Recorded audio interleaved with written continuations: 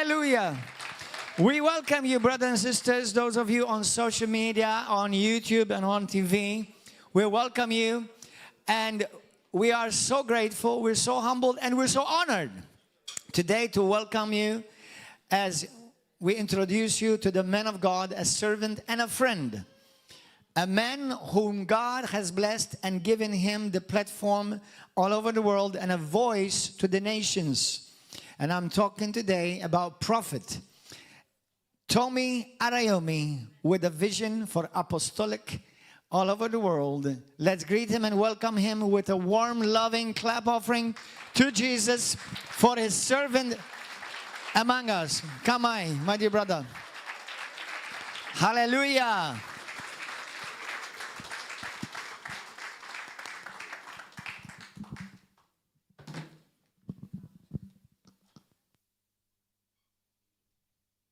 Praise God.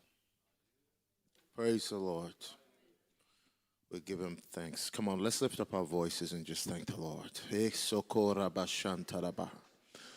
Come on, yesterday we taught that angels don't pray. Let's rise to our feet and pray. Come on, lift up your voice. Lord, we're thanking you this morning that Malta shall be saved. Lift up your voice and declare it.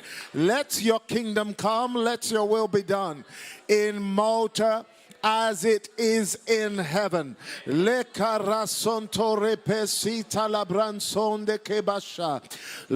we lift up our voices to you. Lord, we thank you this morning.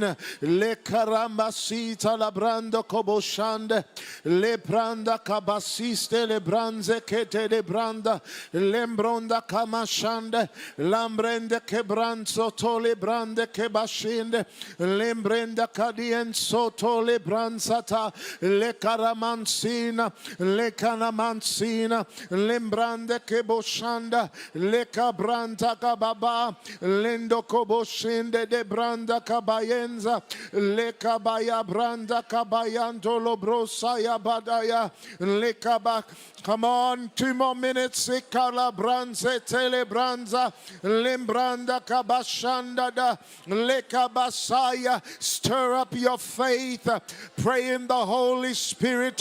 Le kasizda la branda kebo, lembranda kebo sanda de ende de braya, lenda kabashande, le branzo koranda kebasinda, lendo robo shanda da enzo toye branda kaba.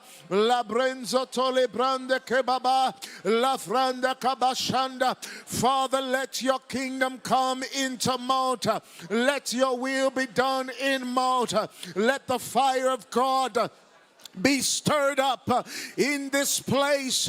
Lisotola mansita la branda kabaya sondokobo, lambrende kebashande de lebranza kabrande keremansia, lefranda kabasis de lebrande kereboshanda, limbrande keremansida la brande kerebansida, libransoto libranda kababashida, lekaya bransoto ye branzata, Kataya branzo toli branda kabaya, levrenda kada branzo rabashanda dea, levranda kababayen soto ye branzata, lefranda kababayen sora bayenza daya brandoko boshamba dayenza, livrande kerebo sande de imbranda kabaya. Libranzora bayenzo toyenda da branda kabashanda, linka yeso koyambran tokobo shayanda da branda yeboya, renzo kora bayenza yataya brandoko boshaya. In the name of Jesus, Father, we thank you. Lord, we give you glory. Thank you for your word. Your word, oh God, is truth. Let that truth be in this house today. Let it be activated for purpose to set every life free. Anybody in bondage, I declare today by virtue of the word of the Lord, be set free in the name of Jesus. I declare right now that this atmosphere is now conducive to the kingdom of heaven and to the establishment of your purpose. You said where two or more agree, there I am in the midst of them. Thank you for being in our midst. Thank you for being a mighty one in the midst of us. Lord, release your glory. We ask you for this now. In Jesus' mighty name we pray. Amen. Just hug somebody next to you. Tell them I love you by force and you don't have a choice. I love you by force. Hug somebody that looks like they don't want to be hugged. Find somebody that looks like they don't want to be hugged and give them a high five. Tell them COVID is over, social distancing is over. I love you by force. Spread the love. Amen. And once you are, please invite somebody to sit next to you. If there's anybody who looks like they're far away, invite them. Say, come sit with me today. Come sit with me. Unless you're a nursing mother and you need to be at the back, let them come and sit with you. Glory to God. Glory to God. Glory to God. Glory to God. Praise the Lord. Please be seated. Please be seated. Please be seated. Amen. You know, today I'm going to talk about worthy houses. How to be a house of worth. And this is training. This is discipleship. So I hope you take good notes. I hope you're a note-taking church, because we don't travel all this way for people to just go, wow, amen. No. It's very practical. All institutions begin at constitutions. Constitutions are the makeup of what you're willing to write down. Whatever you're willing to write down, you're willing to take seriously. God told Moses, write down, take 2 tablets of stone and write down what I'm about to tell you. God told John in the book of Revelation, write down the things you have seen and heard. God told Habakkuk in Habakkuk 2, write down this vision and make it plain. If you want to grow but you don't want to write, you'll never grow. Leaders are writers. And so I want to speak to writers. Are there any writers in the house? Anybody who came with their notepad and pen? If you didn't come with your notepad and pen, you're not serious. Amen. God bless you, brother. I want to talk to people who want to write. The sharpest mind will never be sharper than the bluntest pencil. Let me say that one more time. The sharpest mind will never be sharper than the bluntest pencil. Oh, wow, is right. Even a blunt pen is sharper than the sharpest mind. So if you're not willing to write, then I'm telling you, God can't take seriously anybody that's not willing to write. Because anyone who's not willing to write is not willing to meditate. Anyone who's not willing to meditate will never be successful in life. No matter how much you strive in life, success is the product of your meditation, not the product of your effort. The Bible says, this book of the law, Joshua chapter 1, verse 7 and 8, this book of the law shall not depart from out of your mouth, but thou shalt meditate therein day and night, that thou mayest make thy way prosperous and succeed in everything. Then you'll succeed in everything you do. Everything you do, you'll have a good success because you have determined that you're going to meditate. Amen. And so you're not going to succeed by what you hear today. You're going to succeed by what you keep hearing. Faith comes by hearing, not by heard. It comes by hearing and hearing and hearing and hearing and hearing and hearing and hearing. How many of you were blessed yesterday? You're going to be even more blessed if you hear it again. And again, and again, and again. And thank God it's been recorded on Word of Life, so you can go back and watch it. I miss the days where we used to have CD tracks. You remember that? You had to go to the back and pay your €5 for a nice CD track. And then before then, it was a lovely cassette tape. Gen Z know nothing about that. The cassette tape with the biro that you just have to, you know, those good old days. When the tape runs out, you turn it around, you put it back in, and you hit play again. Amen. Those were the good days. Those were great days. Now everything's online. We don't have time anymore to listen. Anybody who doesn't have time to listen doesn't have time to grow. I want to begin today by telling you life is a product of growth. Life is a product of growth. Everything in life responds to growth. Spiritual life responds to growth. Anything you want to do for God responds to growth. There's a book called The Ruthless Elimination of Hurry. I always recommend books to read. I recommend that book. I don't believe in everything in that book, but I highly recommend it. I highly recommend, because I'm an apostolic visionary, I am in a hurry. I have a tendency to want to rush life. Oh, that book set me free. The ruthless elimination of hurry. If you want to succeed in life, you must be ruthless about eliminating hurry. Apostles and prophets are in a hurry. We're always in a hurry to get somewhere because God has told us we're going to get there. Are you with me? I'm speaking to myself. If I'm not preaching to you, at least I get to preach to myself today. I came all the way to Malta to preach to myself. And by the way, these are my favorite meetings. Not 50,000, not 100,000. These are my favorite meetings. You can't reproduce in 100,000 people. You can reproduce 10 people. You can reproduce 12 people. I'm a leader's leader. I'm more excited by raising leaders than I am in standing in front of crusades. The people who know me, any region I come to, you say, you're going to preach to 50,000 people. I go, okay, give me 10 of your top pastors so I can train them. Because I'm a leader's leader. So if you're not ready for leadership, then you came to the wrong class today. I turn churches into classrooms because I believe in reproduction. I believe you're the ones that are going to build in this land. I'm not the one that's going to remain here. You're the ones that are going to remain here. And so I don't like coming to nations to just bless people. I want to know that there's something left behind, that when you come back, it's like, wow, we've grown, we've advanced, we've got bigger. And you can only do that through training. Amen. So life is in phases. Nothing happens without growth. You must be determined to outgrow the person you were yesterday. The Bible says the path of the righteous shines brighter and brighter. If your light is dimmer than it was yesterday, you're not growing anymore. If your last testimony was what God did 2 years ago, then you've stopped growing.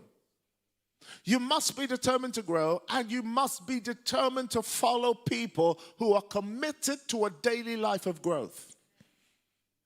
Write this down if you're taking notes. Stop following parked cars. Stop following parked cars. Stop following people who have told you that this is as far as they're going in life. Many people have stopped growing. Many people have chosen to be a parked car. They parked on tradition. They parked on routine. They parked on rules. They parked on regulations. They parked on their fears. And the most wicked people in the earth are the people who impart to you their own limitation. They tell you that nobody in this land has ever grown this. Nobody in this land has ever built this. Everybody who comes to Malta always stays small. You will be the first to break the rules. But in order to break rules, you must be determined to grow. Growth, please, if you're taking notes, growth is determined and measured by who you outgrow. Growth is determined by who and what you outgrow. When you grow, you outgrow. Isn't that true? My 1-year-old, I have one 1-year-old. You know, most people have that child that manages to slip through somehow. We have that 1-year-old that just came randomly. We bless God for him. He's our treasure. He's our new baby. You know, we feel like grandparents because this one now is like 1, and we're taking care of him. We're loving him. His name is Atlas because he's going to go around the world. But Atlas is a fat baby. And I don't have any shame in saying that. My wife loves fat babies. That's her thing. I like them skinny. She likes them fat and chubby like bumblebees. So she'll feed them until they're like big bumblebees. Atlas is beautiful, but he's chunky. He's a rugby player, you know? Silas Perez is my second child. He's a skinny little, mosquito. but Atlas is hefty. Every time I look at Atlas, I'm like, what happened to those clothes? Mama says, oh, they don't fit him anymore. If what you wore 2 years ago still fits you, you're not growing. If what you wore last year still fits you, you haven't grown. You only know you've grown by who and what you outgrow. If people didn't leave your life, you outgrew them. Come on, you missed a good place to shout. People didn't leave your life, you simply outgrew them. Friends and family didn't leave you, you just outgrew them. If you look at people around your life right now, if you look left and right and the people you started with are not there, congratulate yourself. You've outgrown them. Don't mourn the people you've outgrown. Orpah didn't leave Ruth. Ruth outgrew Orpah. You must be determined to grow. Life is a product of growth. A person who stops growing stops living. A person who stops growing stops living. When you assign yourself to apostles like this, great men and women of God like this, what are you assigning yourself to? You're assigning yourself to a life of growth. You're assigning yourself to a life of growth. You are following a growth track. You are deciding with yourself that I'm tired of being who I am. I'm tired of being where I am. I must be determined to grow. Now, where you grow, how you grow must be with intention. How you grow must be deliberate. I don't know how I got here today, but let's go here. Psalm chapter 1. Are you with me today? Psalm chapter 1. The Bible says, blessed is the man who does not walk. Blessed is the man. If the Bible says, blessed is the man who does not, then cursed is the man who does. Is that good? Can we invert it today? Cursed is the man who walks in the counsel of the wicked. Cursed is the woman who walks in the counsel of the wicked. It didn't say you're wicked. It says you chose to walk with wicked people. That means in life, blessings and curses are not what witches give you. I'm going to talk over here for a second. Blessings and curses are not what witches give you. Blessings and curses are determined by your company.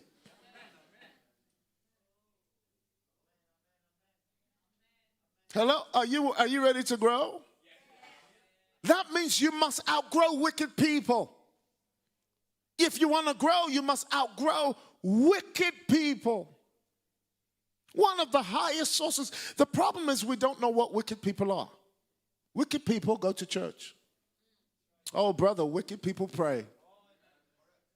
Wicked people speak in tongues.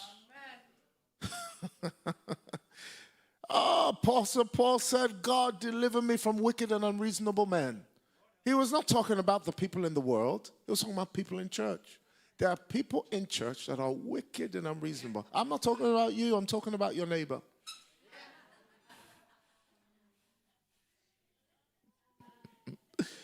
There are people in church that are wicked and unreasonable. One of the highest forms of wickedness in the Bible is unbelief.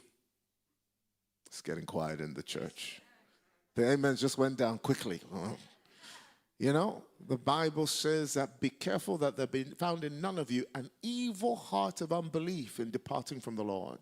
That means you can attend church and possess an evil heart of unbelief. Unbelief is evil.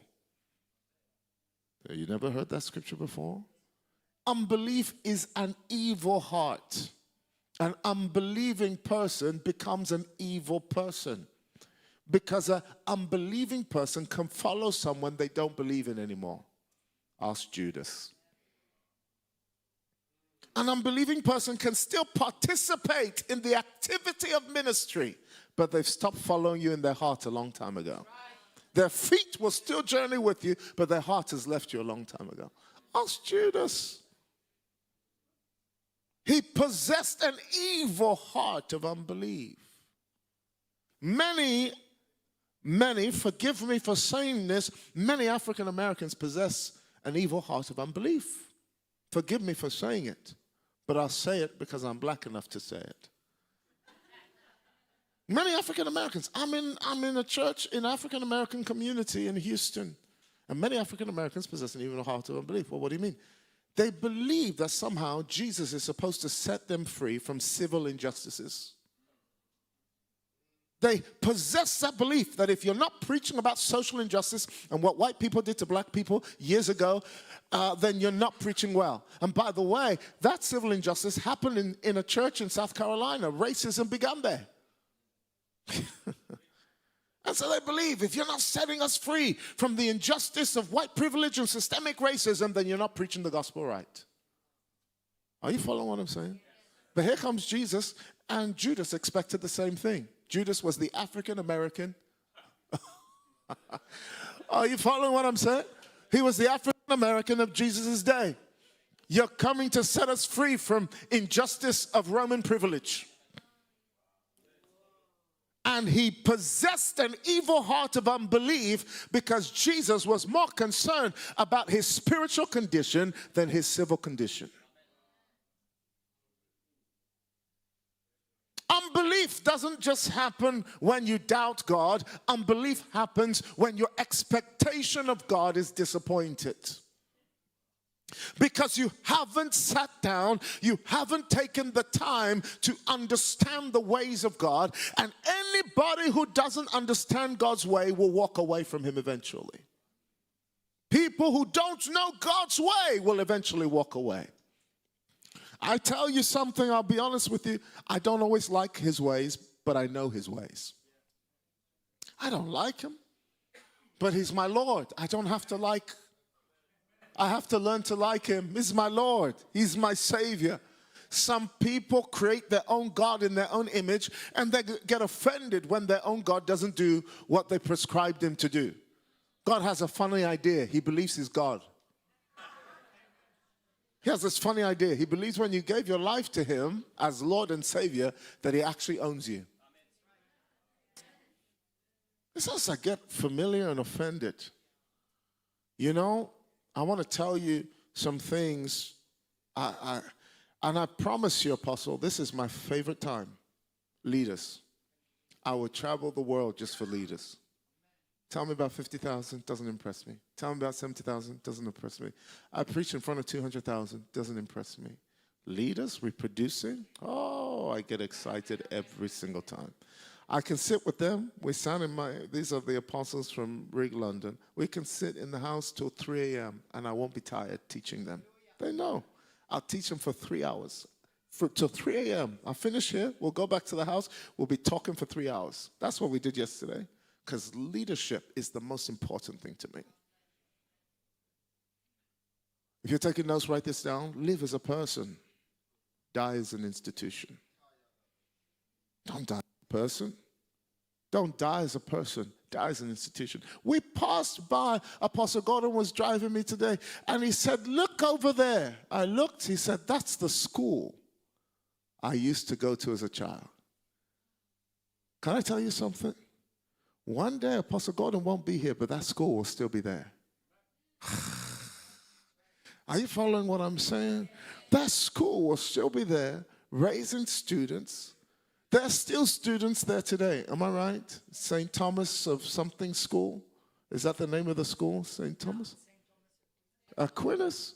There'll still be students there long after he's gone. There'll be more students there, maybe for 30 years, 40 years, 50 years, 60 years, 100 years, 200 years. He'll be long gone, and the school will still be there. That's the power of institution.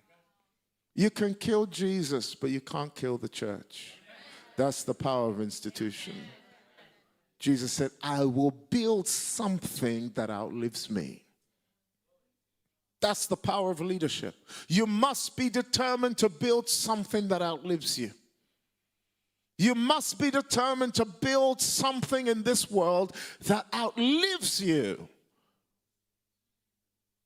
And to do that, you must be determined to grow, and you only know you grow by what you outgrow. Blessed is the man, so cursed is the man, who walks in the counsel of the wicked, who sets his foot, who standeth in the path of sinners, or sitteth in the seat of mockers. Somebody say walk, say stand, say sit.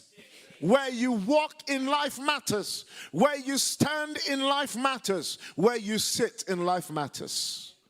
You must be determined to walk with the right people. You must be determined to stand with the right people. And you must be determined to sit with the right people. That is the predictability of success. I can predict that if you walk into a room full of smokers, you'll come out smelling of smoke. I can predict that if you're a drug addict and you go back to your drug addict friends, you're going to continue in drug addiction. I can predict that if your life is full of gossip and you like gossip and you go back to your gossip girls, you're going to come out full of gossip. I can predict that if you stand next to a man on fire, even if your effort is to put out the man on fire, you're going to be set on fire.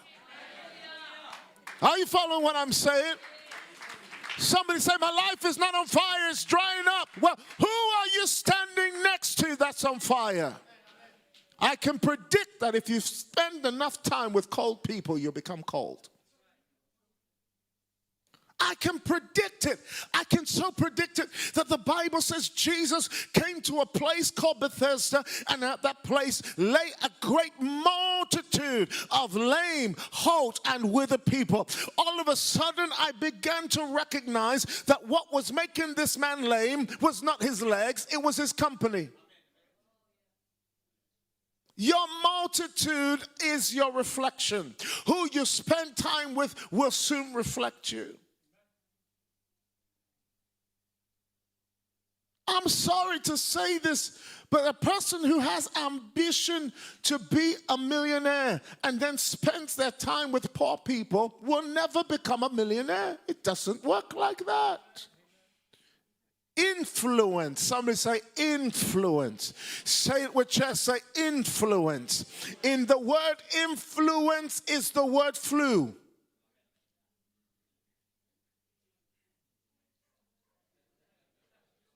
People catch who you are. People catch who you are. You must be determined to be more contagious than COVID. Are you following what I'm saying? When people come around you, they should catch who you are. They should grab a hold of who you are. They should catch your flu. When you sneeze, people should catch Jesus. Good God. Achoo! Somebody says, I'm born again. Praise God. You heard the testimony of his children. They're winning people for the Lord. Of Mama's children, they're winning people for Jesus. Winning souls for Jesus. That means they caught their parents' bug. Are you seeing what I'm saying? They caught their parents' bug. I'm telling you, don't trust anybody who they're waiting for people far from them to catch it, who people near to them don't catch it. Their children are catching this flu. You should be around them catching the same flu. Are you following what I'm saying? He who wants to be wise must walk with the wise. It's very simple. You want to be a fool? Walk with fools. You want to be wise? Walk with the wise. Sit with the wise. Stand with the wise. Choose to position yourself at the table of people who are going somewhere. Refuse to sit with people who are going nowhere. People who are going nowhere justify all of your excuses to stay where you are. His delight, verse 2, is in the law of the Lord. Some say law. Somebody shout law. Shout it with chest. Law. Say it with authority. Law. Your life is a product of laws. Laws. Laws. Laws. Laws. I want to let you know something. People send me all around the world to prophesy to people who are breaking laws. I'm sent all over the world to prophesy to people who are breaking laws. The Bible says the law and the prophets were unto John. That means laws don't violate prophets and prophets don't violate laws. Prophets are not here to tell you to do something that the law has already told you to do. Are you catching this? I'll give you an example. Somebody came to me one day and they said to me, they said, Prophet Tomi, could you prophesy to me? I said, what do you want me to prophesy? You know, have you ever met the people that tell you what to prophesy? This was such a person. He said, can you prophesy to me? I said, okay, what do you want me to prophesy? Indulge me. They said, you see this brother over here? I said, yes. She said, I love him. Handsome. I mean, the man looked like Adam from Adam and Eve. I don't know what Adam and Eve looked like, but I can guarantee you that man was so handsome. Even I had to say, he's handsome. And I don't swing that way, but my brother, he was handsome. Symmetrical. I mean, and then to add injury to insult, the man went on to play Adam and Eve. He's not even born again, but he went on to play Adam and Eve. Crazy. The man was handsome. Good-looking brother. You don't need to be any way to say, that's a good-looking brother. Symmetrical. No spot on his face. As if God just said, don't worry, I got this one. I got this one. Handsome guy. I said, okay. What do you want? And she said, but he's not born again. She said, but as Esther changed the mind of Xerxes, perhaps God will give you a prophecy that I'm supposed to marry him. And I said to her, how dumb thou art. How dumb thou art. The truth is, birds and fishes can get married, but where are they going to live? That's going to take some of you a little while to sit in. Oh, the bird says to the fish, let me come underwater and live with you now that we're married. And then they say, this marriage isn't working. So the fish says to the bird, okay, I'll come in the air and I'll live with you. And then they say, I'm dying in this marriage. Why are you dying? Because you broke the law. You broke the law. Can I tell you something? When a fish leaves water, God doesn't kill the fish. The fish can't say, God, why did you kill me? God, you're very wicked. I thought you loved me. I thought you loved me. I'm dying on this land. I said, well, why are you on the land? Well, I just wanted to be like the lion. Are you following?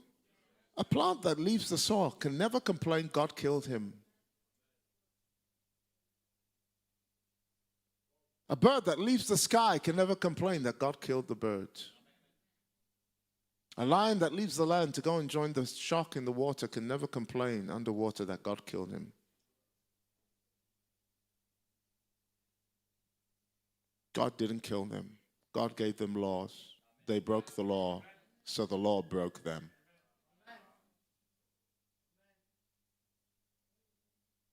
You see, just like the fish needs the water, just like the bird needs the sky, just like the plant needs the soil, the Christian needs the presence of God.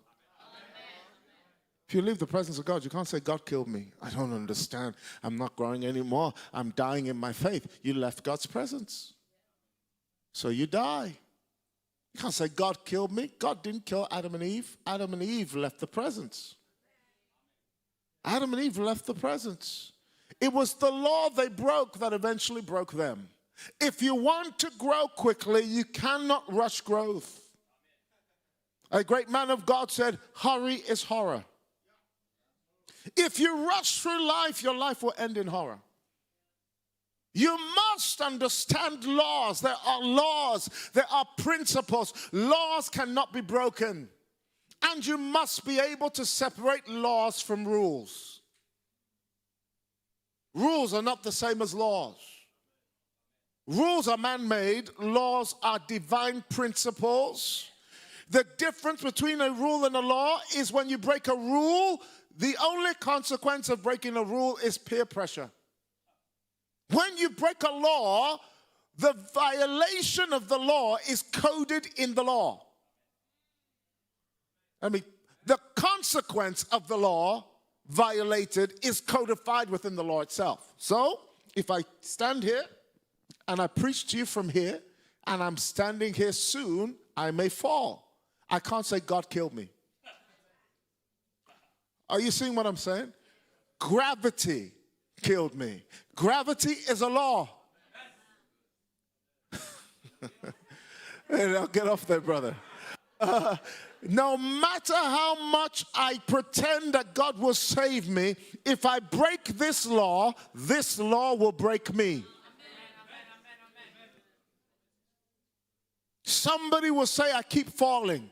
I don't know why. I keep falling into sin. I keep falling into sexual sin. I keep falling into lust. I keep falling into pornography. And I ask them the same question. Where are you standing?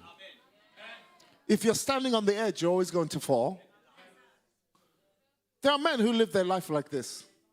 They say, I fell into sin. What were you doing in the girl's house? This is where you're living, and you're complaining that you're falling. It's getting quiet in this house. You can't live here and say, I don't understand why I keep falling. If you want to stop falling, you got to live here. This is called grace. I can stumble here and not fall. This is called grace. Live in grace and you won't fall. Live your life on the edge, you'll fall. You must be determined with your life that you're going to grow. His delights in the Lord, on his law he does meditate day and night. He shall be like a tree planted by the streams of the water. His law is in the law, and he doth meditate day and night. That means I can preach to you, but I cannot meditate for you. Once you meditate, once you take the teaching and you go over it again and again and again, the Bible says you'll be like a tree planted richly by the rivers of the water, who brings forth his fruit in its season. That means there's a season for marriage, you'll be married on time. That means there's a season for wealth, you'll come into it on time. That means there's a season for ownership, you'll enter it on time. That means there's a season for church growth, your church will grow on time. Everything you do will happen in season. A person who refuses to meditate will experience seasons repeating themselves over and over again. They'll just be in repeat cycles, wondering why is life not getting better? Because bringing fruit in season is a product of deliberate action. You must intend to meditate if you want your life to grow. Is this blessing somebody today? Now, how you grow matters. Some say how you grow matters. Some say how you grow matters. How you grow matters. You must determine how you grow. Do not set how you grow by how somebody else is growing. Don't say everyone is doing it. You must determine how you grow. I can't grow for you. You must determine how you grow. Let's go to Luke chapter 1 verse 80. Can we read it together? Luke chapter 1 verse 80. Luke chapter 1 verse 80. Is anybody there? Luke 1:80. Loud voice, read it please. Read it please. Luke 1:80. Luke 1:80. Somebody in a loud voice, read Luke 1:80. Yes. Yes.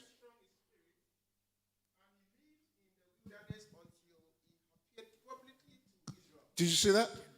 And the child grew, thank you, and became strong in spirit, and he lived in the wilderness until the time of his public appearance to Israel. And the child did what? And the child did what? No. Excuse me, there was a prophecy. One shall come in the spirit of Elijah to turn the hearts of the fathers back to the sons and the sons back to the obedience of God. And he'll go before him in the spirit of Elijah. The book of Malachi prophesied about this man. But look, even this man had to grow into his calling. And the child grew. The prophecy must grow. Prophecies don't start, prophecies grow. The entitlement of prophetic people is to believe that because God spoke to them, it will happen today. You cannot skip process. You have to understand the way up here is to climb these steps. At each step is important to get to the top. If I skip a step, life will humble me to the step I skipped. Every step of growth matters.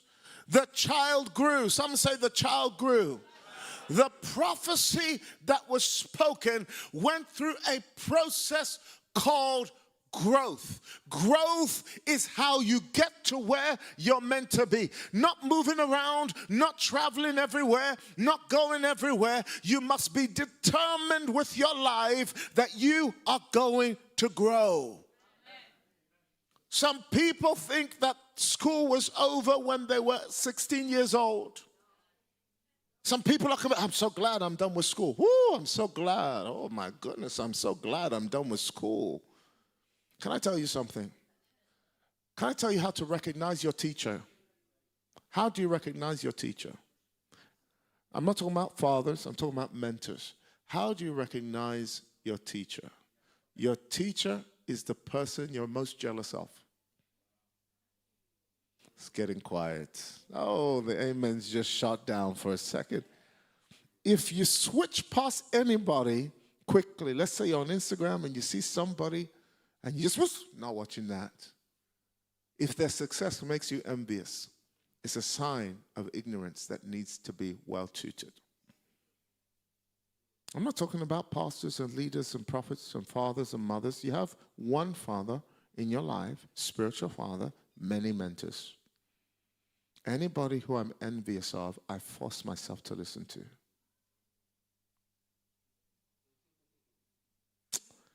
Because your jealousy will keep you from growth. Let me come down to you for a second because you all went really quiet there.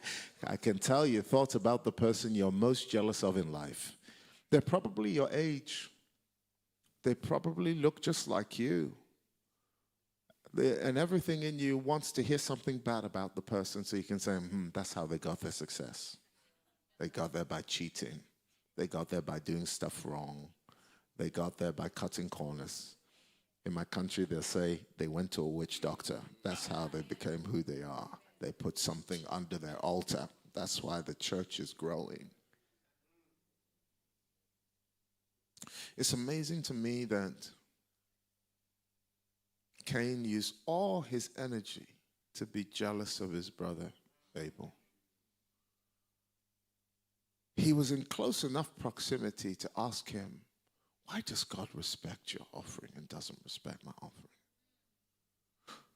That means that he thought it was easier to kill his brother than to learn from his brother. Something in him told him, instead of learning from this brother how he got here, let me persecute him and kill him. It's a very wicked spirit. It's a very wicked spirit that won't let you enjoy what God has called you to succeed in. It's a very wicked spirit that will watch somebody and say, I don't like what they have. Let me destroy them. If you want somebody's class, you must be willing to enter their classroom. If you want somebody's class, you must be willing to enter their classroom. You must be willing to sit down and go, how did you get this? What did you do? Can you teach me? You'll discover that in learning from them, you won't even want their harvest anymore because you're not willing to sow their seed. But you must be determined to grow. How you grow matters. The child grew and became strong in spirit and was in the wilderness until the day of his appearance. Some people appear too quickly. Some people start ministry too quickly. We're too in a hurry in generation to get to places in life that only growth can take us to. From today on, you must be determined to say, if God can't take me there, I don't want to go. Any place in life God cannot take me, I don't want to go there. Any money in life God can't give me, I don't want that money. Any position in life God can't give me, I don't want that position.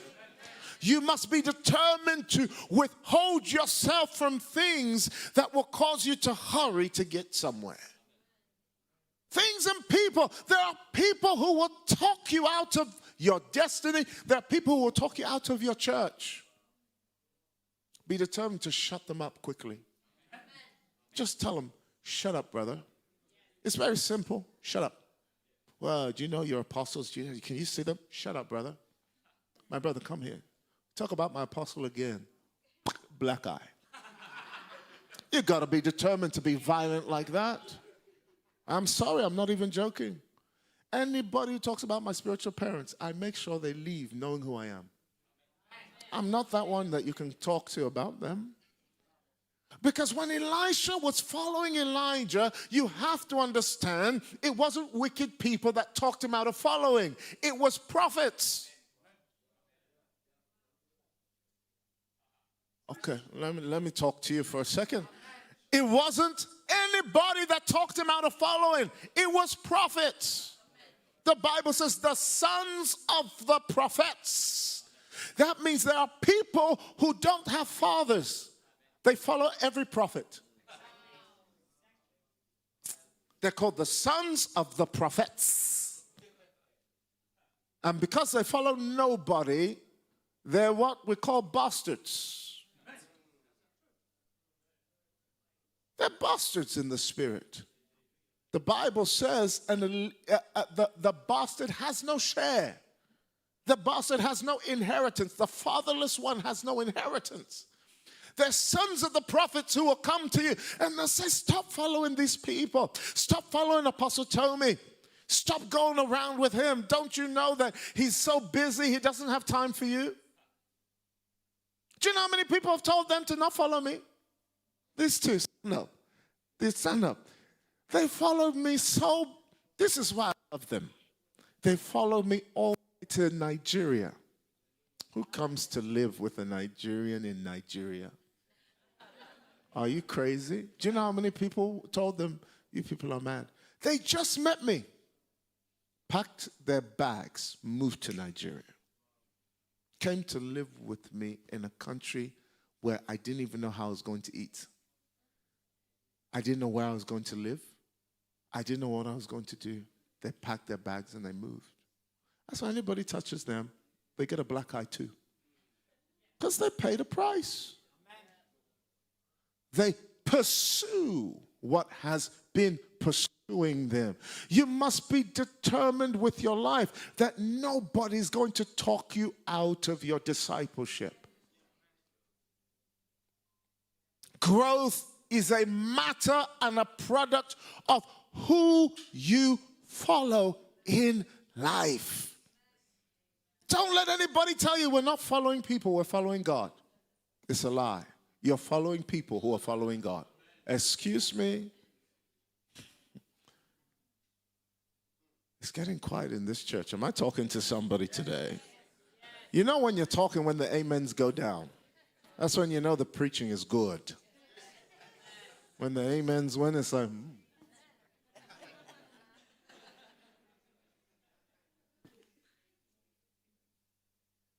Are you following what I'm saying? You know, some of you think, and I must make clear, some of you think I research these things that I prophesy. I don't research anything. In fact, I don't even want to spend too much time with your leaders.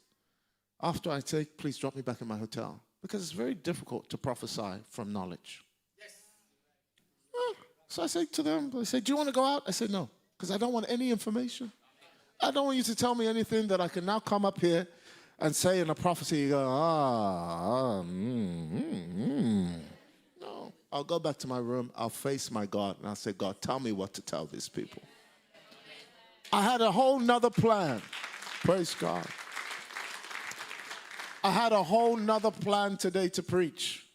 I told him, he said, what's your title? I said, Worthy Houses. I got up here, God said, you're not preaching that. This is what you're going to talk about.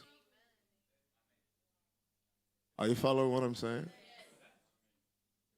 I don't plan my message. I'm not a sermonizer. I don't know how to. This brother came to me yesterday and said, what's the name of your sermon? I said, I don't know. I don't know what the name of my sermon is. I'll find out when you find out. When you find out, it will be up there at the back. I'll tell you. And when I was prophesying over them, some of you may be thinking, did he Google this? No.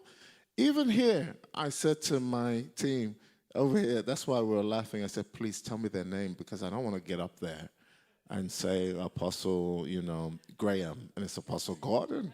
I don't want to say Mary, and it's Marietta. I just met them, so I'm still learning their name. And she didn't even hear what I said. I said, please find out what their name is for me. She went to the back to tell her, the name of his sermon is why. It was like, that's not what I said. I said, come back and tell me their names. Are you hearing what I'm saying? I want to make sure my life is pure. My hands are clean. What I'm saying to you, I want to make sure it comes from heaven to you, not from my own imagination. Paul stumbled into Malta. He didn't come to Malta deliberately. He was sent divinely. I didn't come here deliberately. I didn't even have Malta on my schedule. I'm booked a year before. If you want to book Tomi and Arayomi now, you have to book me for next year. This year's full. Anybody wants to book me, you must book me next year. I don't have schedule. But somehow, Malta came on my calendar. Are you following what I'm saying? Malta was it just came on my calendar. What if God has me here for such a time as this? Because one day Malta is going to be the hub of revival for Europe. What if that's what the Lord wants? But God needs leaders hungry enough, passionate enough, desperate enough, on fire enough, and disciplined enough to be stewards of great revival.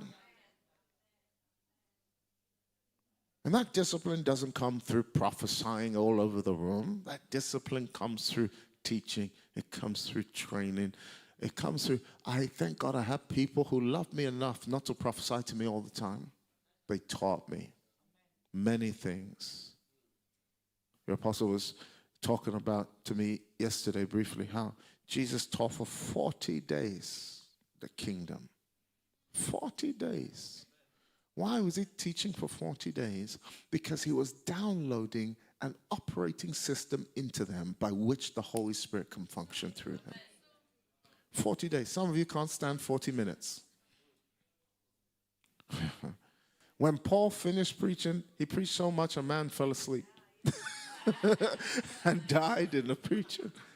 That means if you really want this nation to be saved, you must be able to endure sound doctrine.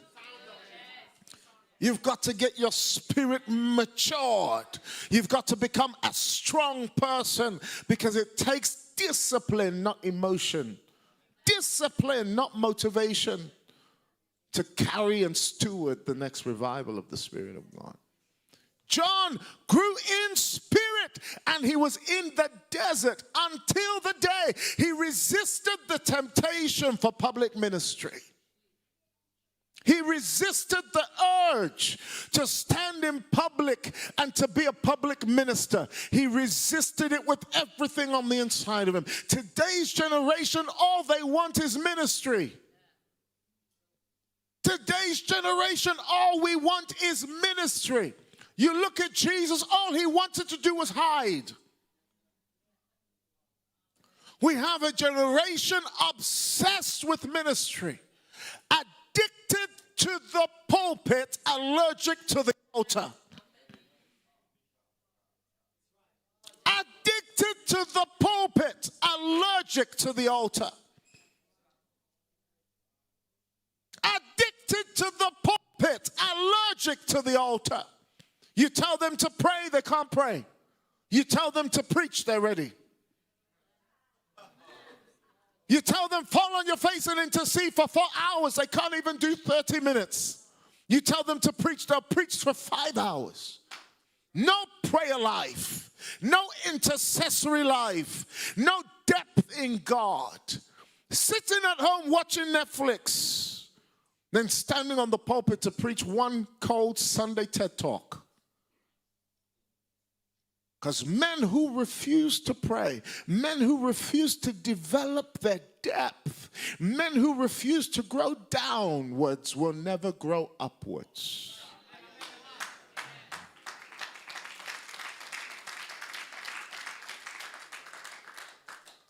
I want to tell you something. One day the Lord told me, he said, son, I'm going to teach you how to avoid Job's life. Job is a life I don't ever want to live. Someone said, I'm going through a Job season. I'm like, no, brother. I don't think there's a person alive who can say I'm going through a Job season. Job lost everything in one day. Everything it took him years to build, dismantled in a day. And I shared this secret in London. I want to share the same secret with you. Are you okay? Is this good? I want to share this secret with you. Let's take our Bibles to the book of Matthew chapter 7 and verse 24. This is very powerful. Therefore, whoever hears these sayings of mine and does them. You'll never do what you don't hear. You'll never do what you don't write. And you'll never do what you don't meditate on. Your apostle asked me this morning, he said, can you, there's this video you shared about a time you went to heaven. He said, I'd love to hear that testimony. I wrote it down. Why? Because if I don't write it down, I'm not going to do it. I show him I'm serious by writing it down. I pulled out my phone and said, okay, share later on the time you went to heaven. Somebody said, can you call me tomorrow, make sure I'm okay? A man of God in a different country said, can you call me, make sure I'm okay? I'm in this country, I just need to make sure I'm safe. I wrote it down, put a reminder on my phone, remind me at 7 o'clock to call said person. If I don't write anything down, I'm going to say, how can you take seriously what you don't write down? I'm sorry, it's not possible. Matthew chapter 7, therefore, whoever hears these sayings of mine and does them, I will liken him to a man who built his house on a rock. And the rain descended, and the floods came, and the winds blew, and beat on that house, and it did not fall. Why didn't it fall? Founded on the rock. Your apostle has a book called Upon This Rock. How many have read that book? Good. Just so I know who's going to heaven. Read that book. Upon this rock. That means the success is not determined by a built house. Success is determined by a lasting house. Your house must last. Not just be built. This generation builds massive followings. Builds big followings. You know, can I tell you who this generation is like, sir? This generation is like the rich young ruler. Yes. Rich, we're young, and we rule. 24 years old, we're selling Bitcoin. So we come to church and we go, why do we need church? We're Bitcoin people. We're multimillionaires. Look at my Lamborghini. You're still doing Toyota, Prius. Where we want to do everything to get rich quick. We're rich young rulers. Can I tell you? A man called Jesus, no Lamborghini, looked at a man with a Lamborghini and said, brother, you're still lacking. you're lacking.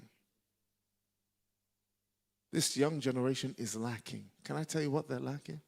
They're lacking the ability to last. They won't last long. They won't last long. You look at their success, you're jealous. You look at their success, you're envious. David said, I envied them. He said, I envied them. No matter how they swear, they blaspheme, and they seem to be rising in life. He said, I envied the wicked. I'm washing my hands surely in vain. But then I went into the house of God and I saw their end. Those who get rich quick will fall poor quick.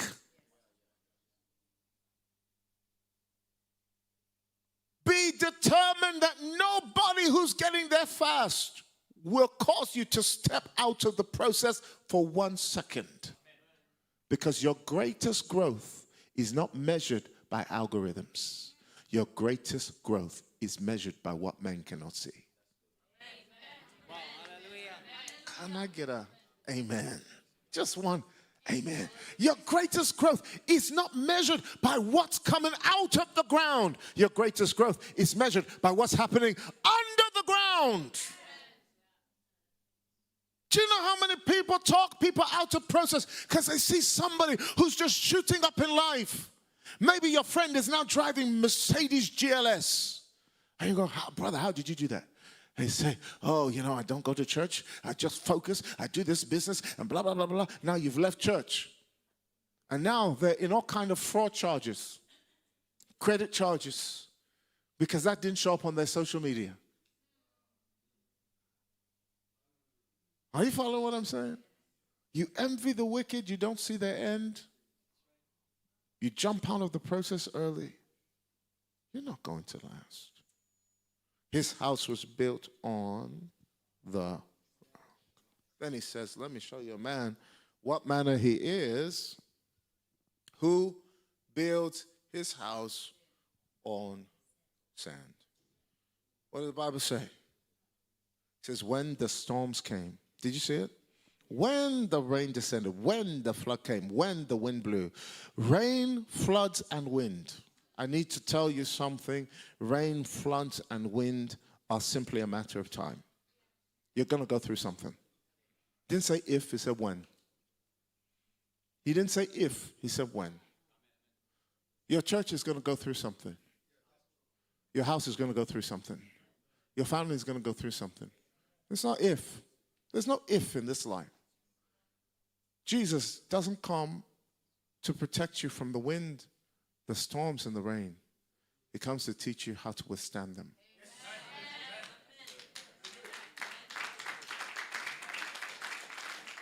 And the secret is open to everybody. In fact, there is no secret. It's very clear. I hate this message, 10 secrets of success. How can a secret be something that's already written in the Bible? So, can you make sense of that? I know there are secrets in the Bible, but how can the secret already be written down there and now you're calling it a secret? It's not a secret. One day God told me, stop calling it the secret of, unless it's a secret, stop calling it a secret. So I said, sorry, God, okay, this is not a secret of success. This is like open source, available for all. Available data, predictable data. What are you building your house on? You see, can I tell you something? By the world's metric, both men succeeded because both men built houses. The fool built a house and the wise built a house. So by metric, everybody's succeeding. But true success is not what comes out of the ground. True success is what's happening under the ground. True success is roots. True success is foundation. True success is resisting the temptation to build something because you can build it. It's now taking the time to sit down so that you can build something under the ground that men can't see. The problem is we want to build what I call visible success. We want to build visible success. Visible success looks like 50,000 people. That's visible success. Wow, that man of God, he's preaching to 50,000 people all over the world. Wow, shatakabasa. I want to tell you something that impresses you. It does not impress God. Oh, when I found out that I can't impress God with what he gave me, I stopped getting excited about the wrong thing. Do you know, these men said, we cast out devils in my name. And Jesus said, brother, marvel not that demons are subject to your name. What should excite you is that your name is written in the Lamb's book of life. Listen. Don't be more intent on making history than you are on making heaven. Don't let your desire to make history talk you out of God's requirement for you to make heaven. Many people will forfeit heaven to make history. Many people will forfeit heaven to make history. They'll be competing with other men of God just because they want to make history. My church must be bigger than your church. My building must be bigger than your building. And before you know it, you have a big building, and all you'll have is hell's biggest waiting room. You'll get to heaven, and heaven won't say, well done. Noah preached 120 years. 8 people got saved. When he gets to heaven, God's going to say, well done, brother. Enter into the rest of your man. 8 people? Can you imagine preaching 120 years, only 8 people get saved?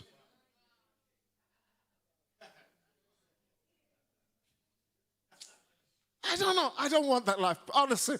Preach 120 years, only 8 people get saved. And when he gets to heaven, God's going to say, well done, good and faithful servant.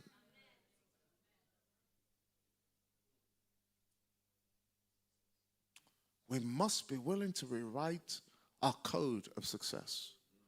The rich young ruler is not successful. He's lacking. We have this rich young ruler mentality. I want to be rich, I want to be young, I want to be rulers. I want to rule in life. We so badly want to rule that we'll use other men. We will. Can I tell you the high form of wickedness in the church? When you carve your pulpit from somebody else's pews. Wickedness. When you carve your pulpit from somebody else's pews, you're wicked. You're a wicked person. Say amen or ouch. It's up to you. Either one is fine. Well, I'm not starting a church. I'm just starting a Zoom meeting. Shut down your Zoom meeting. Sit in church. You haven't grown enough yet. You want to be a big person? Big people fall hard. You must be determined that when you leave this church or any church, you're released with a blessing. Somebody blesses you. They send you gladly. They say, be released. Go gladly. Do you know how many people have come to our church in Houston? We have a 2,500-seater church. Do you know how many people come? They go, I'm here to serve, man of God. Oh, I'm here to serve. Oh, I'm here to serve, man of God. I'm here to serve. How can I serve? I say, oh, can you clean this toilet? They say, that's not where my anointing covers. I'm a preacher. You know, in my old church, they ordained me prophetess watermelon. I said, sorry, ma, in here, you're just watermelon. Now go and grab the sweep and sweep the church.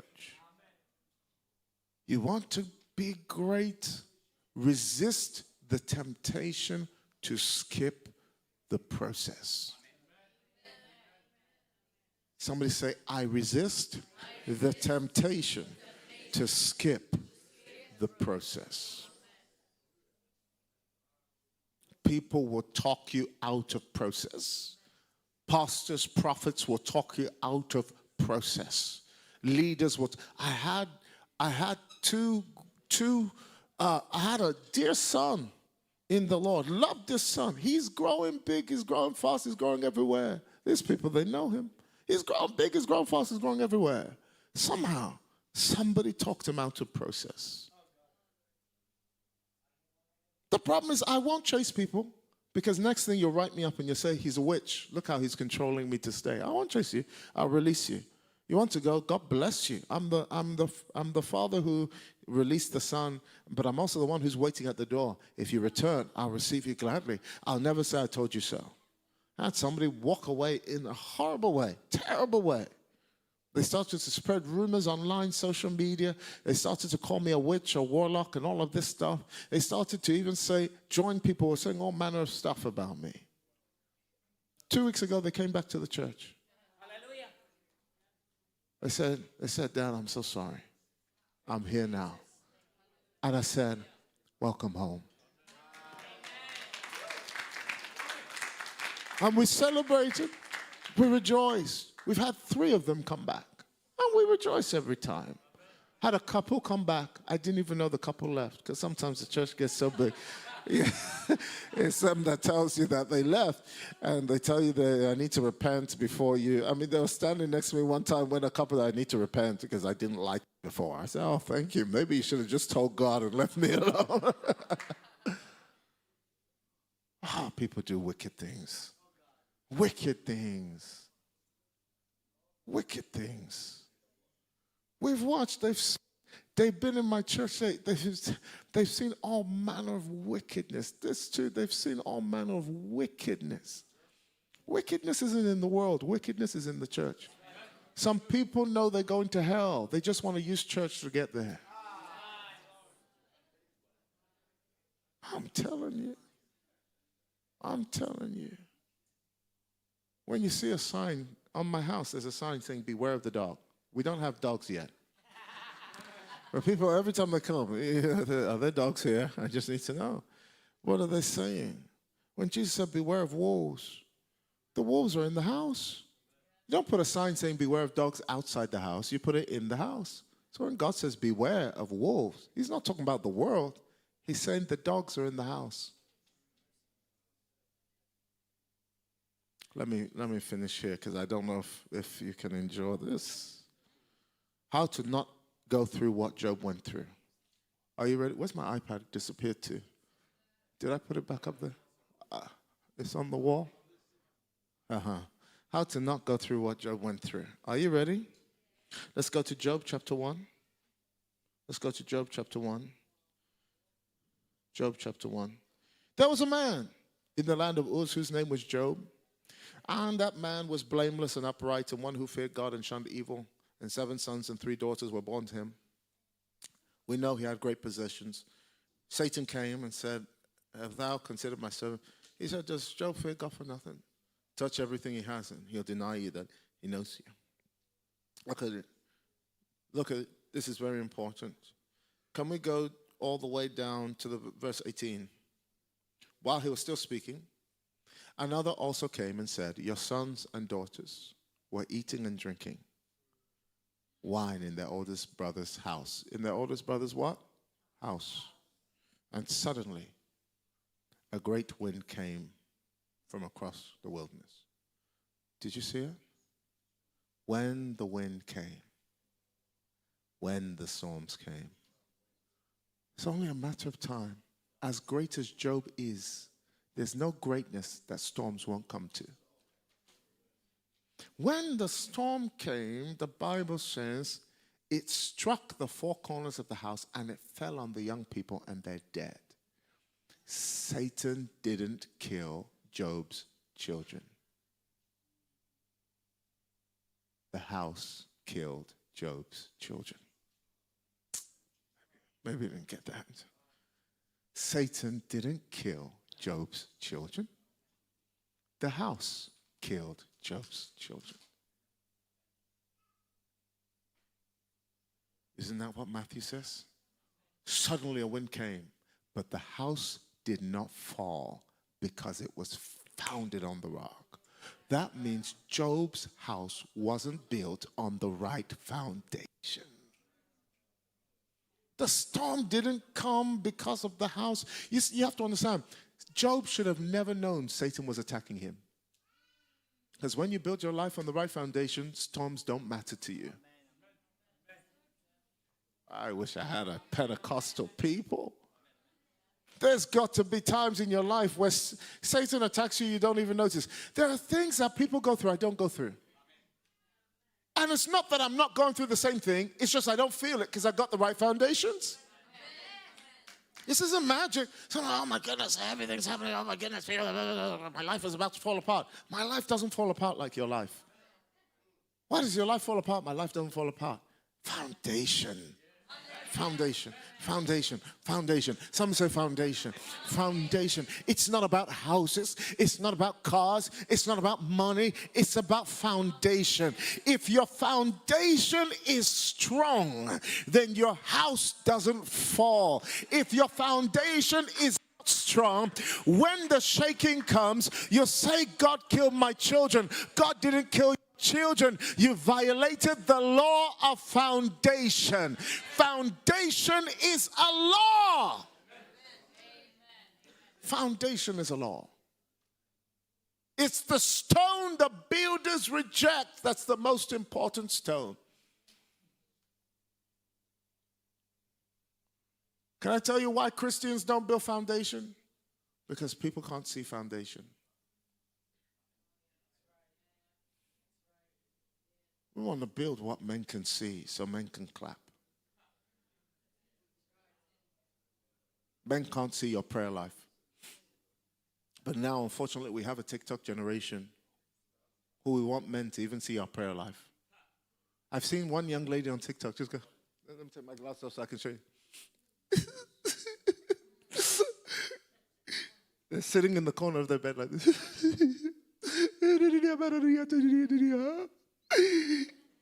Jesus is touching me right now. I just feel the presence of God. Now, what you don't see is there's a light ring in front of them. That means, brother, they had to set up the light ring. Are you following? Plug it in and then go and find the right corner to sit in. And then they had to get up when they had finished and turn off the light ring.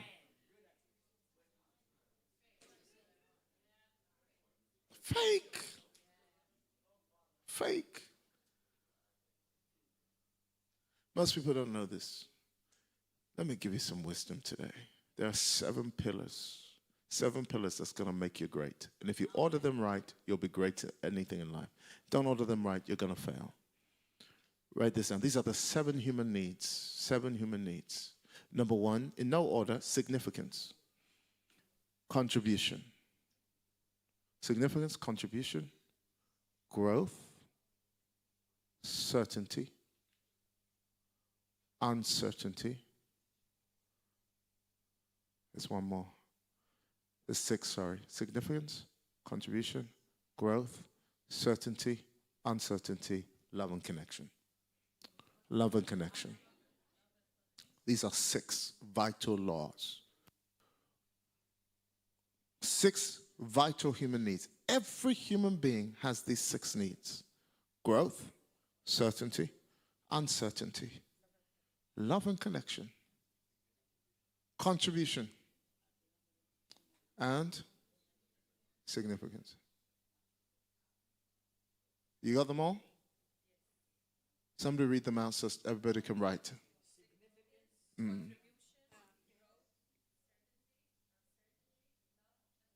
Wonderful. Have you all got it?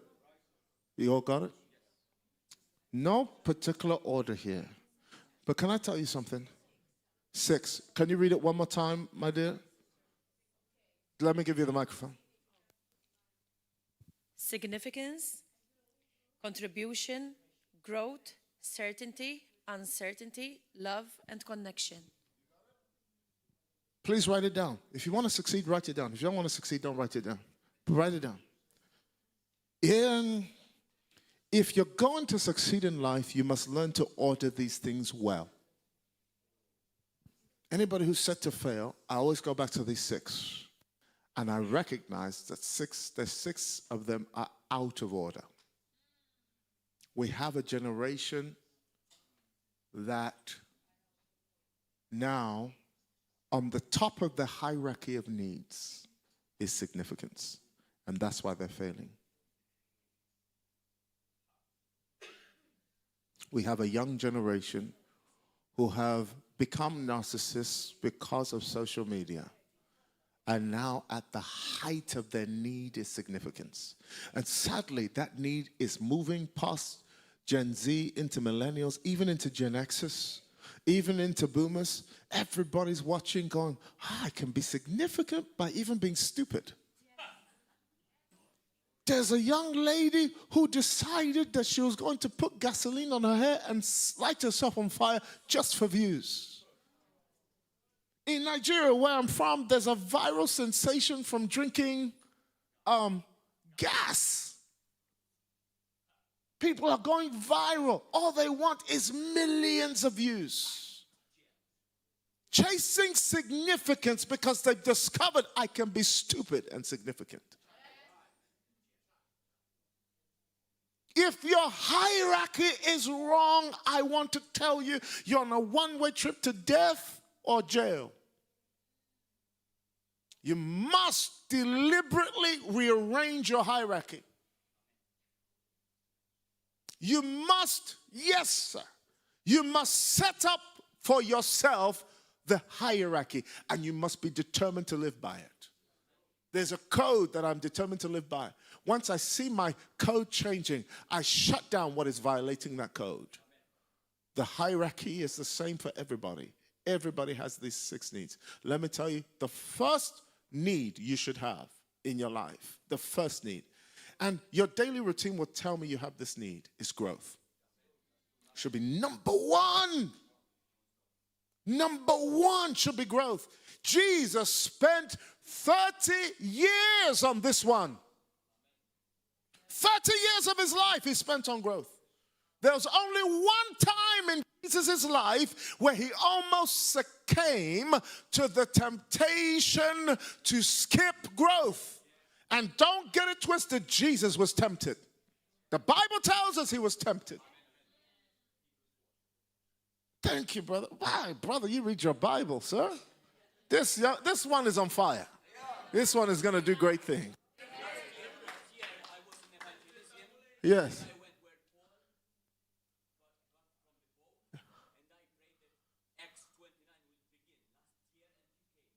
Oh, praise God, brother. Praise, oh, wow.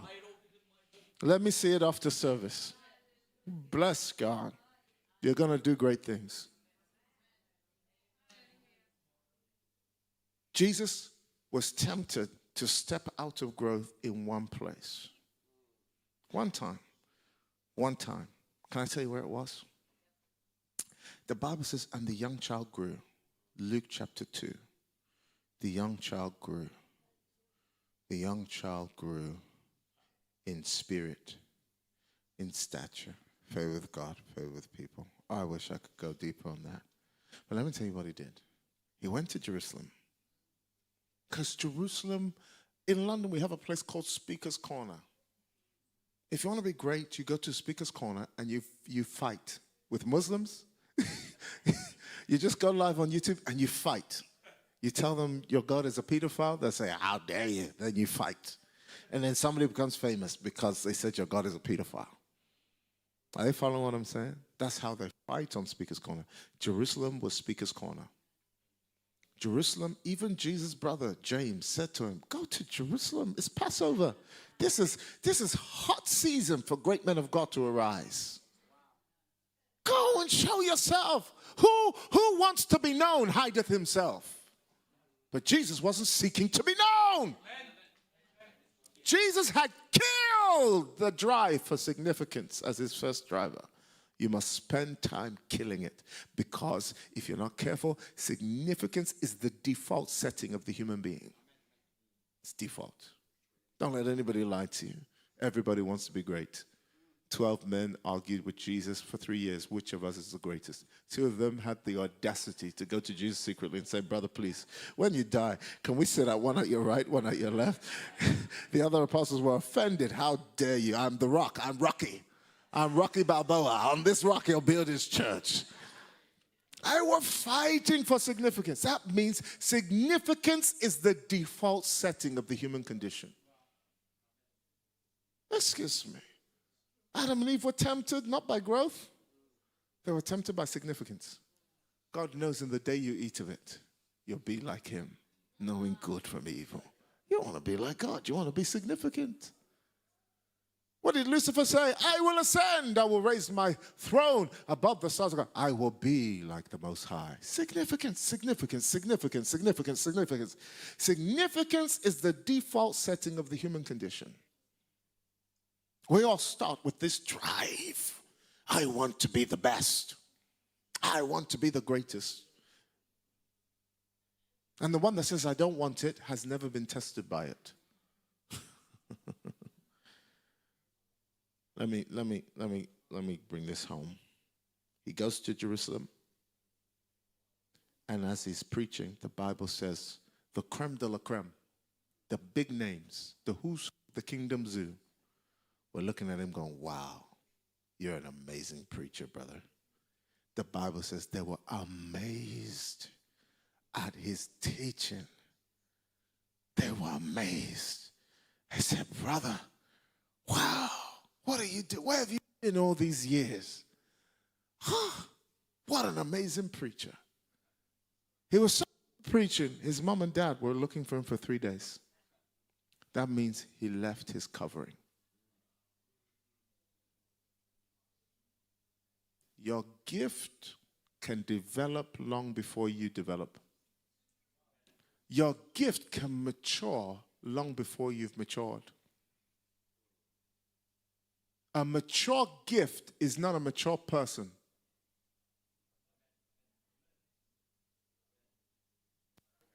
Are you hearing what I'm saying? God, your gift can outgrow your personal growth. That means you can be spiritually mature and psychologically a baby. And people will value you for the side that's mature. Wow. Powerful preacher. His mom and dad were looking for him for 3 days. That means he left his covering. 3 days later, they found him in Jerusalem. They said, boy, what are you doing here? We've been looking for you. Your mother and I have been looking for you for 3 days. He said, what's wrong with you? Do you know I'll be about my Father's business? And the Bible says, and from that day forward, he submitted to them. Amen.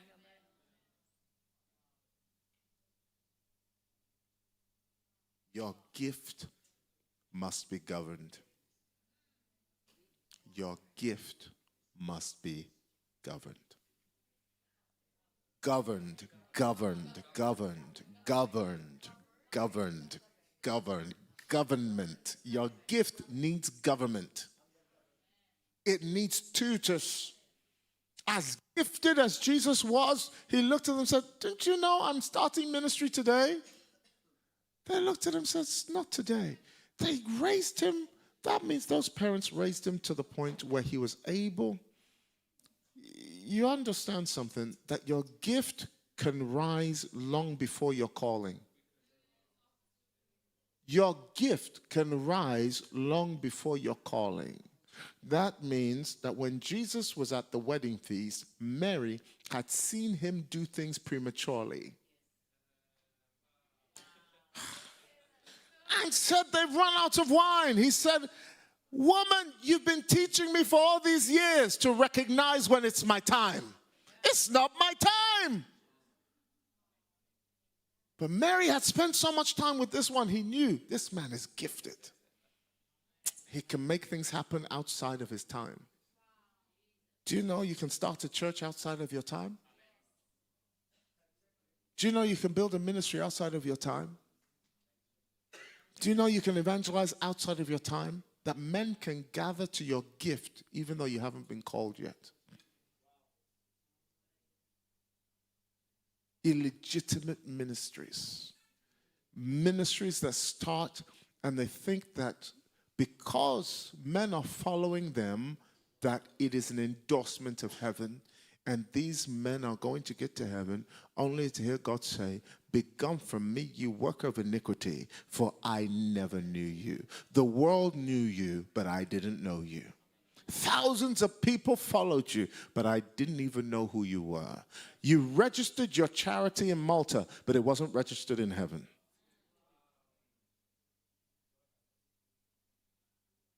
illegitimate ministry. Illegitimate ministry. Process. Some say process. Growth is the first. You must be determined to grow. You must be determined to grow. You should never skip the process of growth. No matter how old you are, young you are, you don't arrive by age. You arrive by stage. Every stage you develop is a bridge to the next stage of development. You must be determined to grow.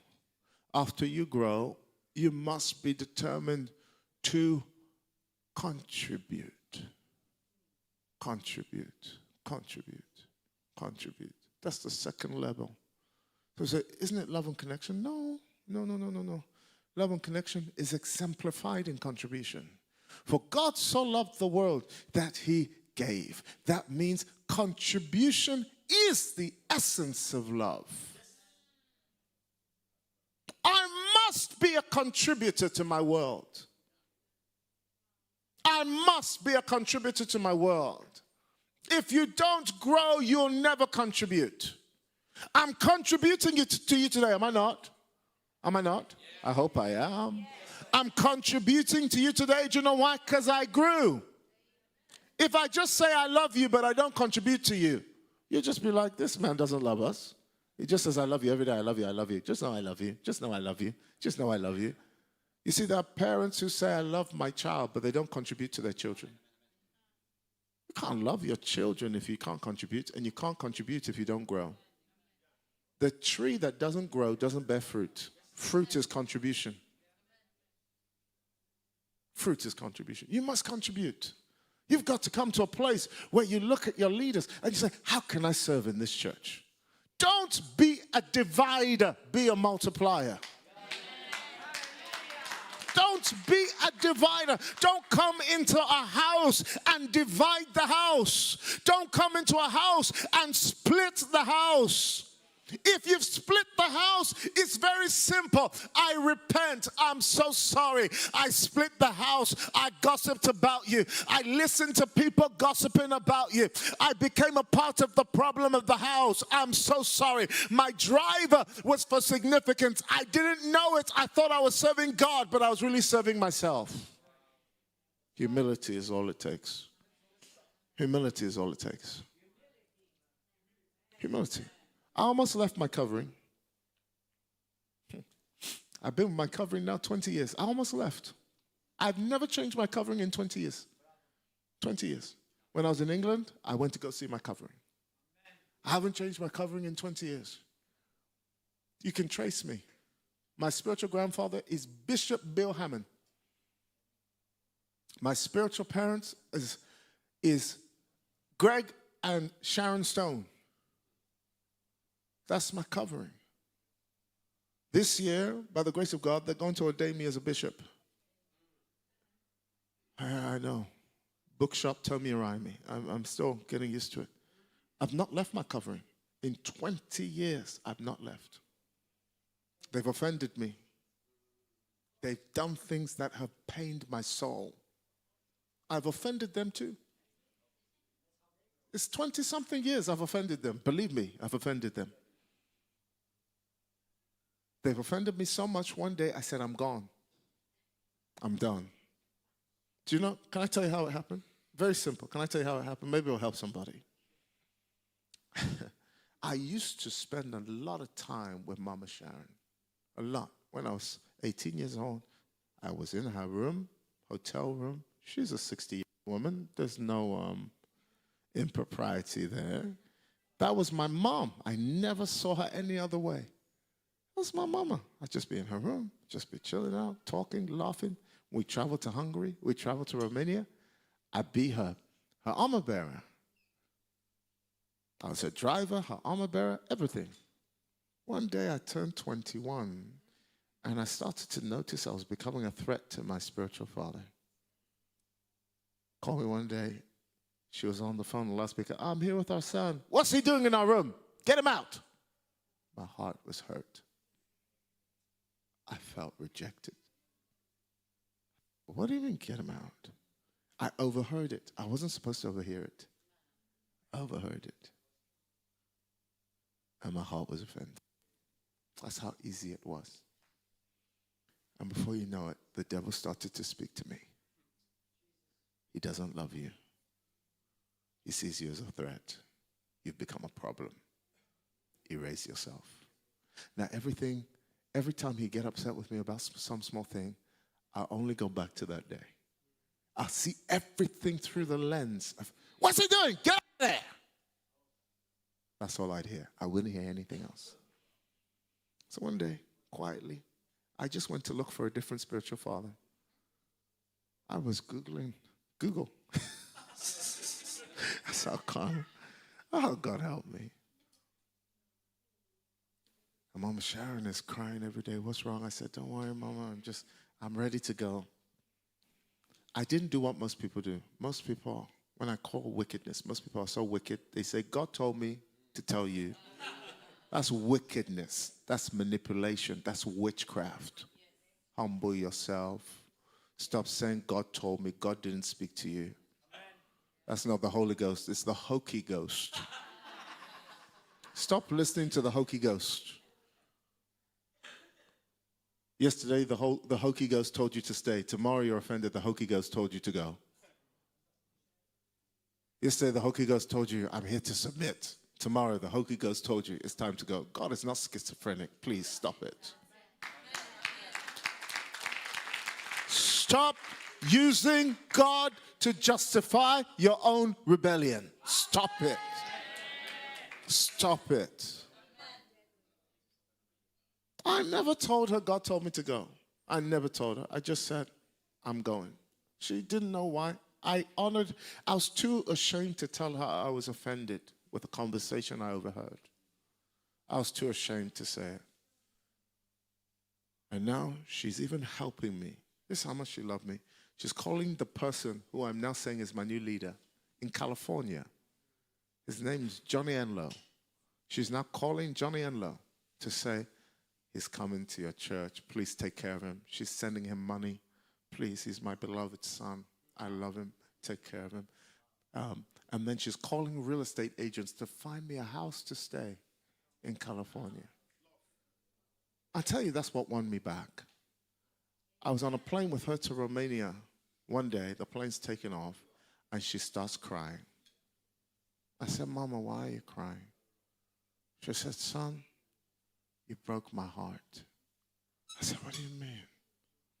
She said, I've been helping you leave, but I'm heartbroken because I don't want you to go.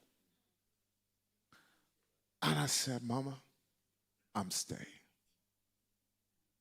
And we wept on that plane. I repented. I told her what grieved me. I told her what offended me, what hurt me. I said it wasn't even their fault. I understand now that I'm a mature man. Once I was a child, I thought like a child. But now I'm a man. I can see how another mature man in the house of another man can look improper. Now it's time for me to adjust and recognize who I am now. And I know you weren't trying to hurt me. I just didn't recognize that it's time to be done with childish things. And all your husband was doing was setting a boundary. Oh, I grew up quickly. 20-something years. I still love that woman. She still offends me, and I love her all the more for it. Came to her house. These two were sitting there watching her just tell me, you know, the world tells me, oh, Apostle, you're doing so well. Apostle, you're blah, blah, blah, blah, blah, blah. Apostle, tell me he's the best. Blah, blah, blah, blah. Dr. Sharon, Mama Sharon will sit me down from my head to my toe. She'll slaughter me in front of them. They're watching going, Is this how a parent is with their child? She'll dress me and she'll tell me, you've left your message. That's what she told me. You've left your message. So what do you mean? She said, you're doing very great things, but you've left your message. I said, what do you mean? She said, I've noticed you preach family, you preach marriage, but what's your message? Your message is the kingdom. Amen. Go back and preach the kingdom. I said, yes, ma'am. That's why we need parents. Some say, I outgrew my parents. You never Never, never, never, never, never, never. Your mom still calls you to this day. She still calls you her baby. Am I right? You're like, Mom, I'm like almost 40 now. She's like, no, as far as I'm concerned, you're my baby. You'll always be my baby. You don't outgrow your parents. Growth, contribution, love and connection. Love and connection. Build the foundation of your love and connection upon contribution, upon what you're willing to add to other people's life. When you come here, add value. When you're married, add value. In your relationship with your children, add value. Improve the life of people around you. It's the expression of your love for them is to add value to their life.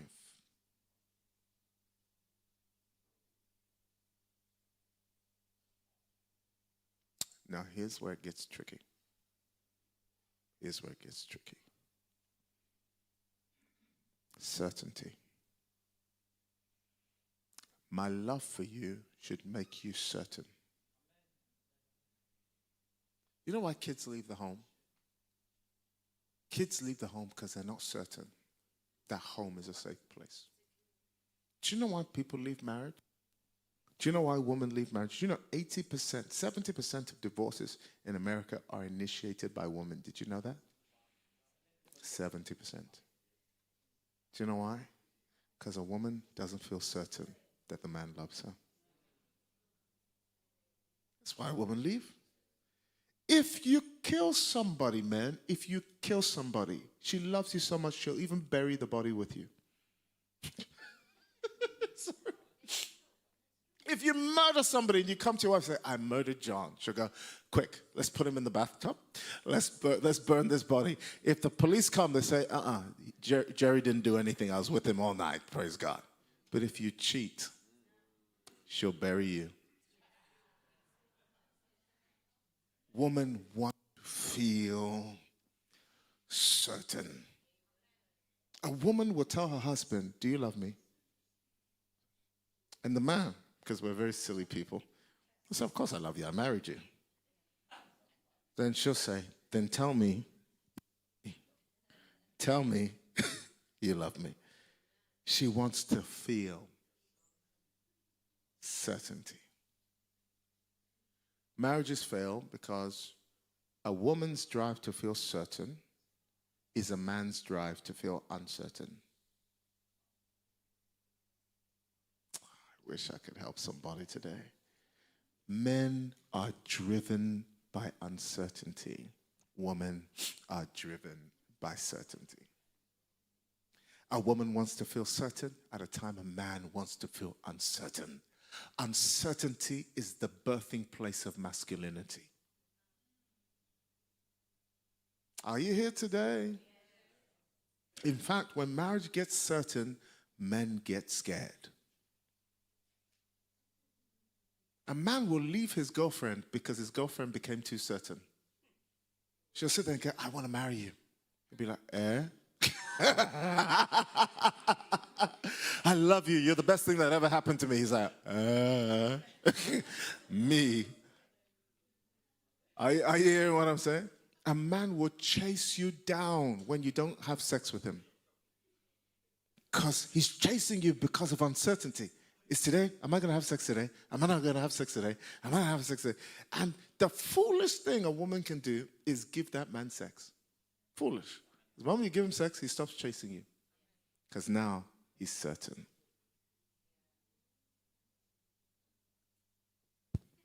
Hello? He's chasing you because he's like, I don't understand. This woman's not giving me anything. And now he manipulates you into saying, do you love me? Then why haven't you slept with me yet? And you'll be foolish enough, you'll bed him, and then tomorrow you'll be texting him, and he won't text you back. He's not ghosted you. He's Holy Ghosted you. Where are you? Where are you? I thought you said you loved me. I thought you said da-da-da. I thought, why aren't you there? Why aren't you chasing me like you used to chase me? I don't understand what's going on. Da-da-da-da. And now you're scared. Do you know why you're scared? Because you want certainty. In sex, you transfer certainty to a man that's driven by the need to be uncertain. Is somebody getting something today? These are vital laws. These are vital laws. This is why men don't go to church. Men don't go to church because church is too certain. They'd rather watch the game at home. Do you know why? Because the game is uncertain. Am I talking to somebody today? You tell the man, oh, don't worry. Don't worry, husband. I watched the game. Liverpool lost. They were like, hey, shut up. Why are they angry? Because they don't care about the points. They care about the game. The uncertainty. Will my team lose? Will my team win? That's what makes men feel like men. A man will leave his house and stay at work. Why does he come home late? He comes home late because he's driven by the uncertainty of not knowing if he's going to make that sale. What drives men is uncertainty. What drives mature women is certainty. Young women are driven by uncertainty. How young are you? 16. Uncertainty will be her till she's 21. I promise you. She'll just want uncertainty. You'll tell her, don't date that man. She'll date that man. You tell her, don't talk to her. She'll be texting that person on Snapchat. You'll tell her not to do this. She's smiling right now. She'll be doing all those things. Do you know what? Because until she's mature, she'll get on the bike of the person who's crazy. She'll know the person is loco, but she'll still date him. There'll be today he steals, tomorrow he doesn't steal. She's like, wow, I just love the uncertainty. Most young women who never grow out of uncertainty, their first husband is Mr. Uncertain. When Mr. Uncertain has beaten them enough, they'll divorce him and they'll marry the certainty that was there 12 years ago. Always in their life, folding his socks perfectly, ironing his shirts, his whole wardrobe was in order. That's when they'll marry. Let me finish so I can sit down. So certainty is the measurement of mature people. When you grow up, the sign of a mature man is his peace with certainty. The sign of a mature woman is the peace with certainty.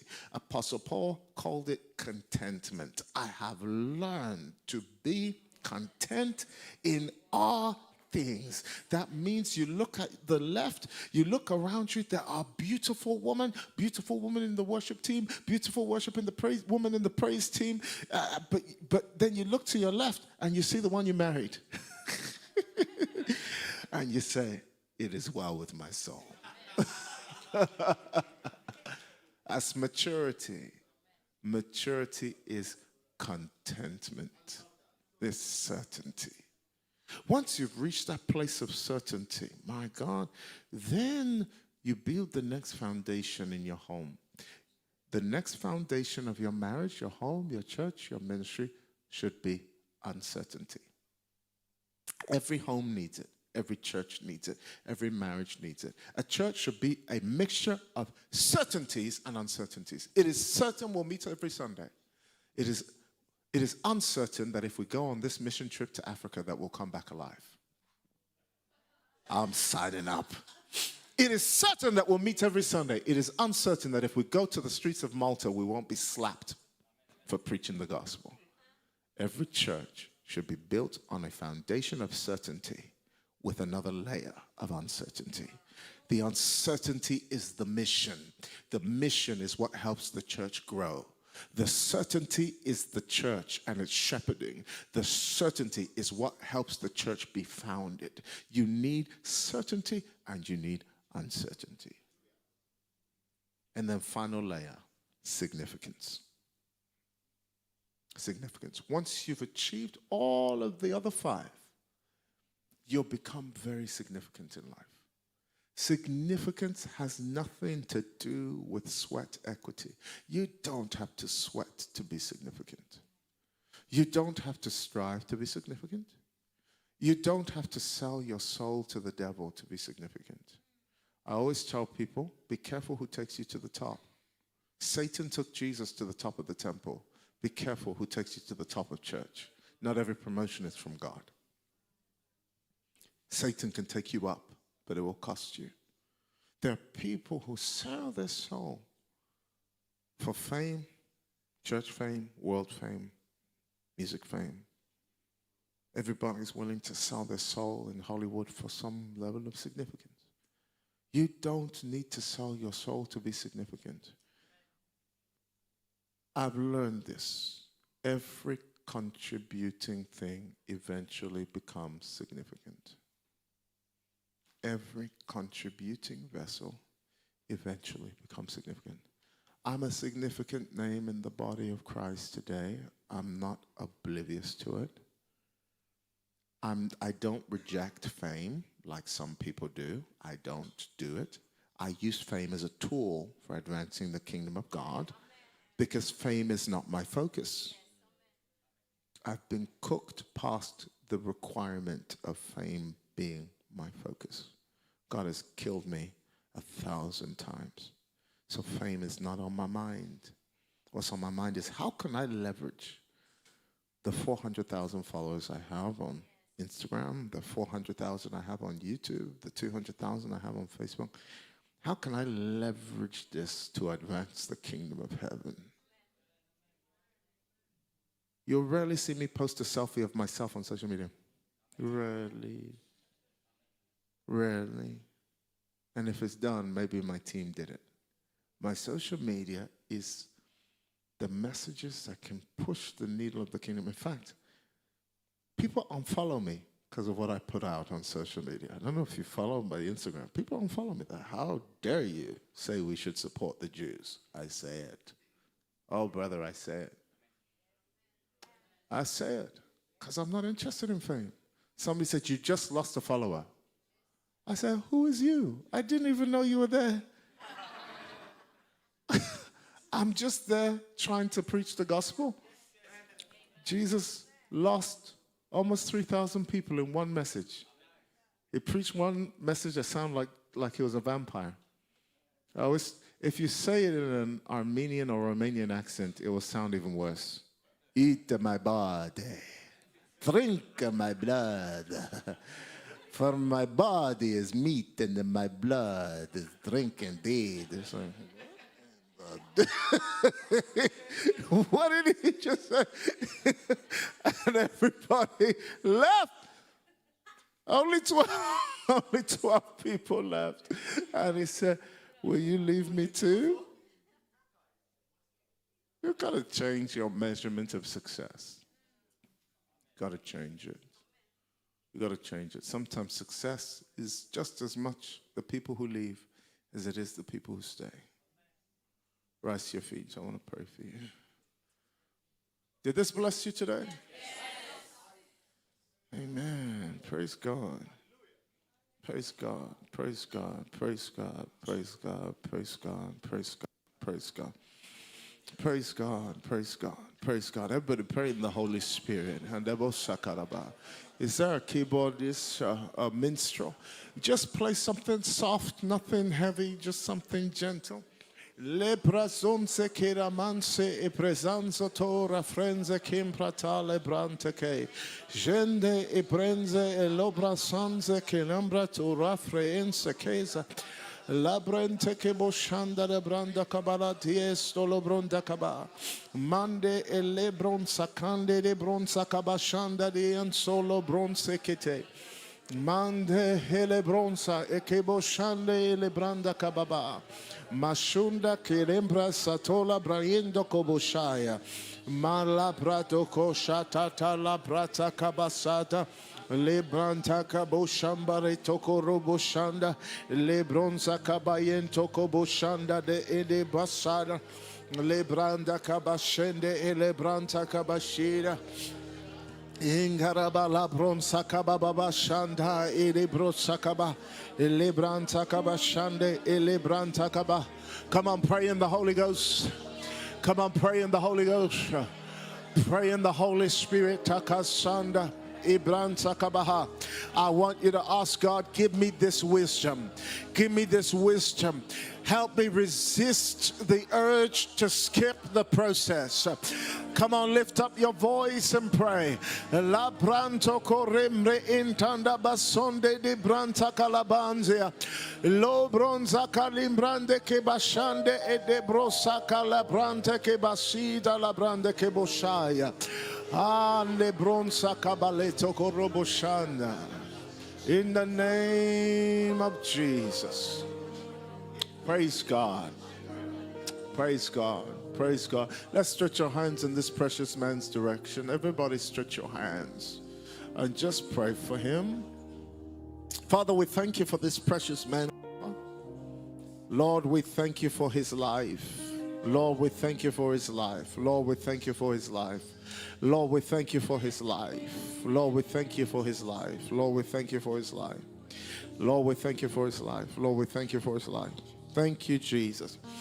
I can see so many things, so many things, so many things, so many things, so many things, so many things, so many things, so many things.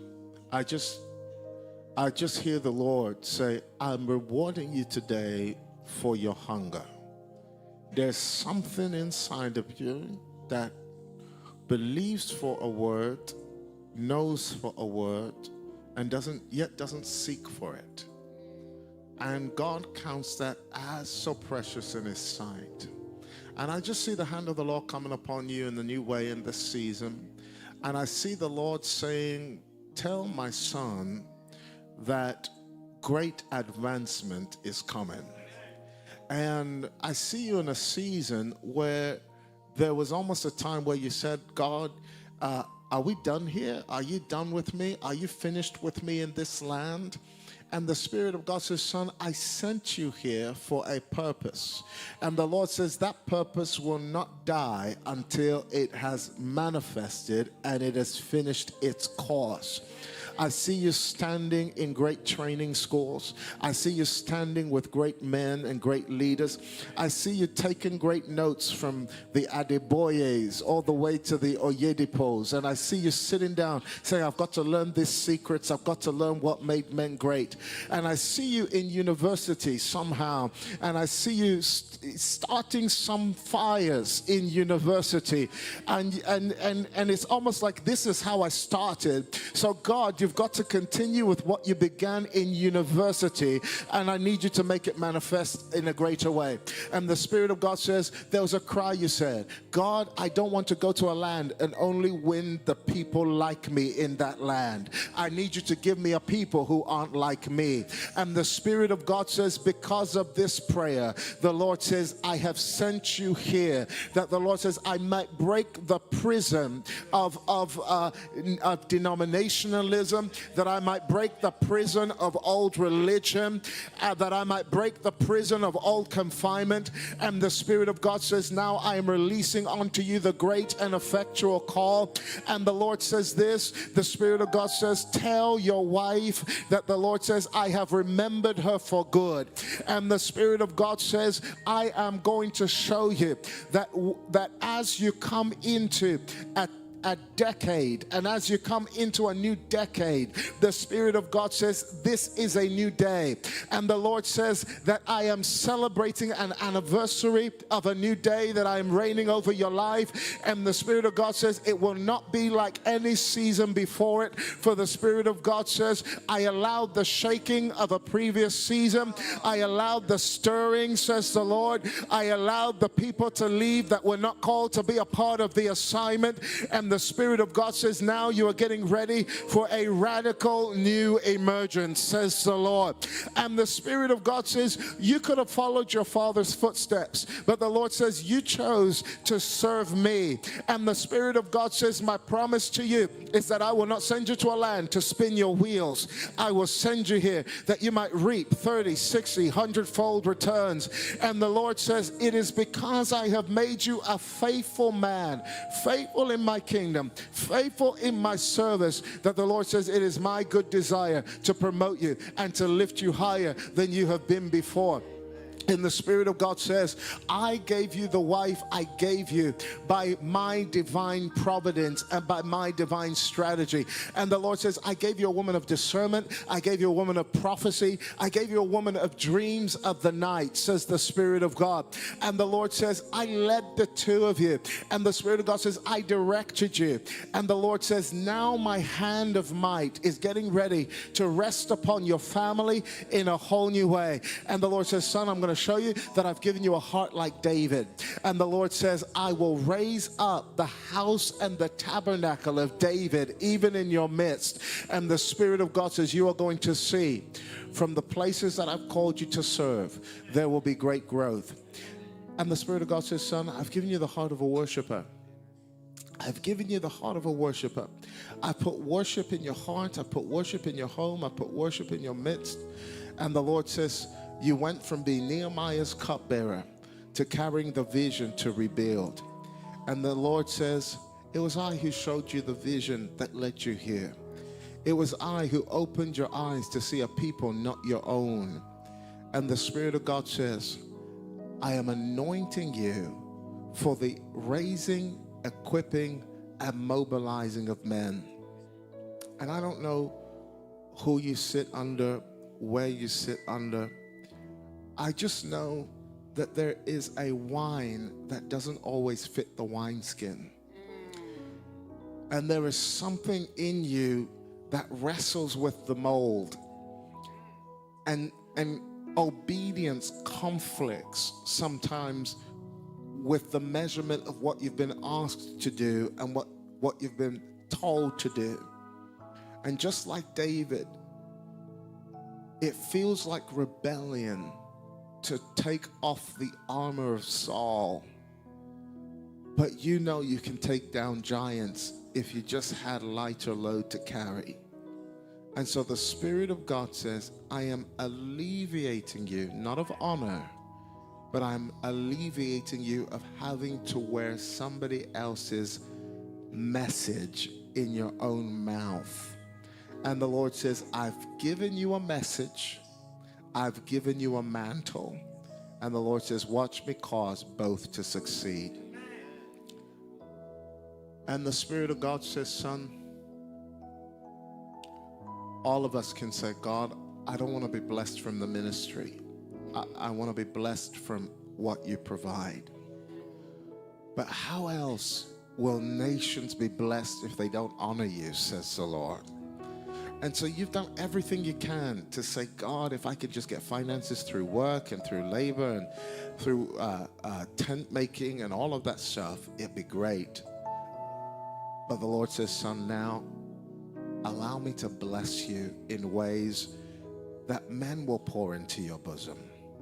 Allow me, says the Spirit of God, to deal with what has felt like the ebbs and flows of knowing that you're a man that's fully capable, dusting off an old CV, working with your own hands. But the Lord says, allow me to release you into the fullness of your ministry by releasing others into the liberty of their charity. And the Lord says, as you do, the Lord says, you will watch me every single time cause you to come into favor. Father, right now, in the name of Jesus, I declare upon your son a new day, a new decade, and a new blessing. In the name of Jesus, breathe upon him now. In Jesus' name.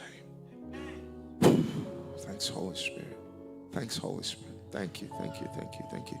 Thank you, Holy Spirit. Thank you, Holy Spirit. Come on, pray in the Holy Ghost. O shakande de prasafre inkezeste mehende lebron zakaba. You see, David was rejected by his family, but he was accepted by me. And the Spirit of God says school couldn't handle you, education couldn't handle you, because I made you a man who always felt like he was on fire. And the Lord says, son, I saved you in a radical way. I brought you out of bondages. I brought you out of addictions. I brought you out of chains. And the Spirit of God says, I set you free from having to live up to anybody else's expectation but mine. But the Spirit of God says this. The Lord says, you're a trailblazer and a fire starter. And the Lord says, right at the core of who you're called to be is one who's called to shake the nations for my glory. But the Lord says this, fire needs direction.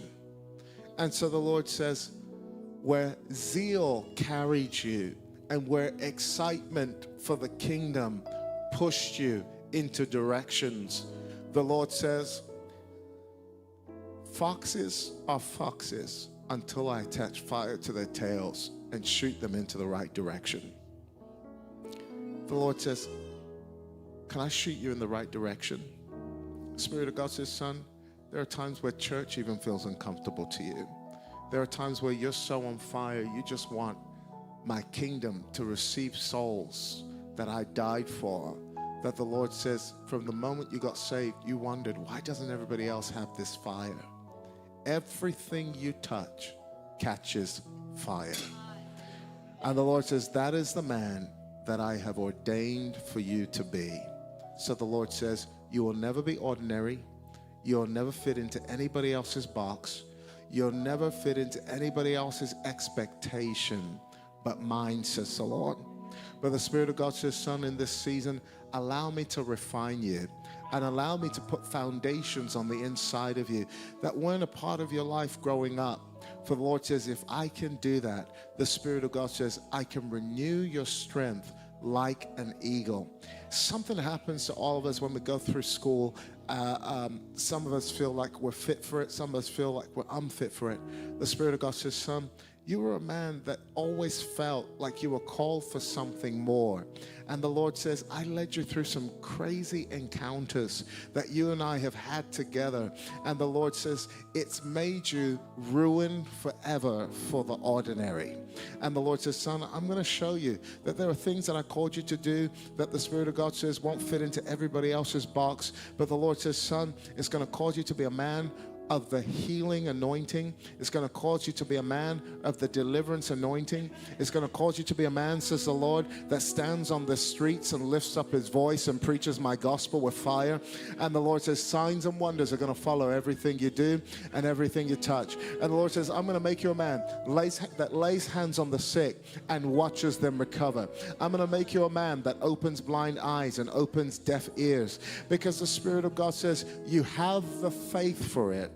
The Lord says, I'm going to release the anointing for it, says the Spirit of God. And the Lord says, I'm going to show you that there are things that you just couldn't understand, that I was working around you. That the Lord says, truly, I was working on the inside of you. And the Lord says, son, I put my spirit of adoption upon you. That doesn't mean you don't have a father on earth.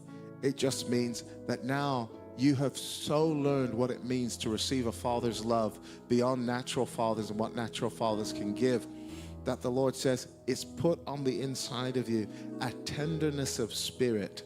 And the Lord says this tenderness of spirit, I'm going to show you, is going to be called to open up prison doors. The Lord says, you're going to go, says the Spirit of God, into the places that try to hold you bound. And you're going to declare, prisoners, come out of your prison. Addicts, come out of your addiction. Convicts, come out of your conviction, says the Spirit of God. And the Lord says, you're going to know that people are going to say, how do you love so much? And the Lord says, the one who has been forgiven much loves much. And the Lord says, because you've been forgiven much, the Lord says, you love much. I see you opening up places where those who are the untouchables. And I hope you know what I mean by the untouchables. I don't mean they can't be touched. I mean, the church doesn't want to touch them. And the Lord says, you're going to touch them. And the Spirit of God says, it's going to be said of you, well done, good and faithful servant. Because when I was in prison, you visited me. When I was naked, you clothed me. And when I was hungry, you fed me. And the enemy is going to say, I should have killed you when I had the chance. And you're going to see that the enemy has missed his opportunity. And the Lord says, you are mine. I'm going to use you, says the Lord, to set the drug addicts free. I'm going to use you to set the depressed out of their depression, to set the captives free. You've become such a benchmark in your home for what fire looks like that other people don't quite always feel like believers because there's such a fire that doesn't sit comfortably whilst others are in bondage. And the Lord says, it is the confidence and the courage that I have given to you that's not a portion of your own effort, it's a portion of grace. It's going to set the captives free. Father, right now in the name of Jesus, I speak, increase the grace upon your son right now. Increase it right now. Increase it right now. There's a grace that's coming upon you. I feel it so strongly. It's going to go from street evangelism to circles, arenas, stadiums. You're going to stand in stadiums in Europe.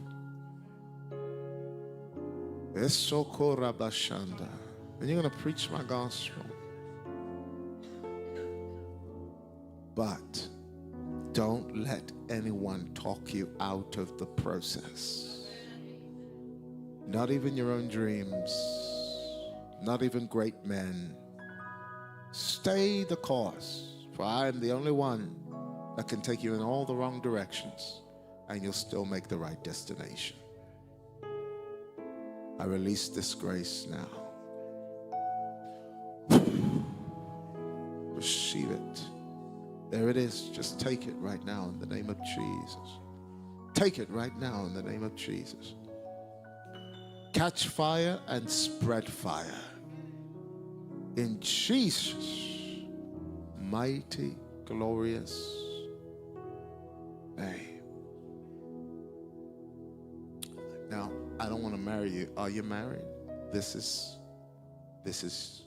okay. I just want to, I don't want to marry people to the wrong people. Amen. This is your wife. Do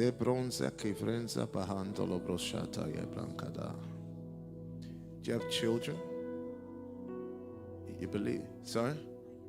You have one? You believe in God for children together? You want children or not? No? Oh yes. I don't want to pray for you if you don't want children. You want what God wants. Okay. Okay, that's fine. Daughter, the Spirit of God says, I've delivered you from what you're still apologizing for. I set you free from the shame. I've already set you free from the loss. I've already set you free from the disappointment. Why stand you weeping over what I have already forgiven? Don't remind me of it anymore, says the Lord. For the Spirit of God says, daughter, I rescued you. I slammed the old doors shut and I opened new doors of favor. You are not your history. You are not what happened to you. You are now what I'm doing in and through you. And the Lord says, you are one that never found home in home. You are one that never found comfort in comfort. I delivered you from family things that so tore your heart. Things that you still talk about as if they're traumas that I've already healed you from, says the Lord. And so the Spirit of God says, it took you a long time to even trust your marriage. It took you a long time to even trust your home. It took you a long time to trust that people can be faithful because you've watched unfaithfulness. You've watched distrust. But the Spirit of God says, old things have passed away and all things are now new. And my promise to you, if you'll trust me, is that your child will not suffer what you suffered. My promise to you is that I will raise you up as a sure house and I will establish you. And the Lord says, daughter, that there are things that I'm building on the inside of you that are going to call you to great compassion. For the Lord says, I've called you to be the woman who weeps. I've called you to be the woman who mourns. I've called you to be the woman who intercedes and prays. I've called you to be the woman, says the Spirit of God, who builds. And I've called you to be the woman who walks in the fear of my name. But the Lord says, I'm reminding you of the woman who used to sing worship songs to me, because I put a worshiper on the inside of you. But the Lord says, there's also an angel of new song that stands behind you. I see you as a little girl writing poetry and songs and putting them all inside of a little book. And Jesus sitting right beside you, saying, where's my little girl gone?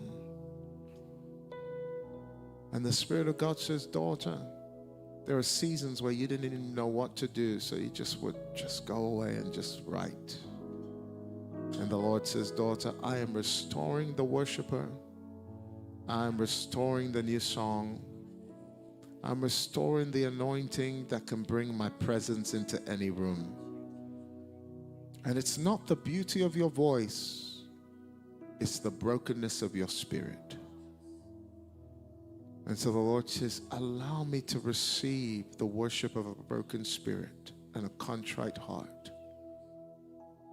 It was I that broke you. It was I that gave you that awkward relationship with your family growing up. It was I, says the Lord, that made you feel like the black sheep of the family. Because I was forging an instrument. Hear this. I was forging an instrument that's bigger than a piano. It's bigger than a keyboard. It's bigger than what you play or what you sing. It's you.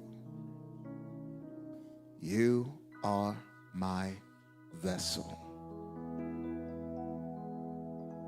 And so the Spirit of God says, can I build you? Can I construct you? Can I reveal to you what I want to reveal? For the Lord says, you learned how to forgive the unforgivable. I want you to just pray, everybody, just gently. God is doing a surgery here. You learned how to forgive the unforgivable.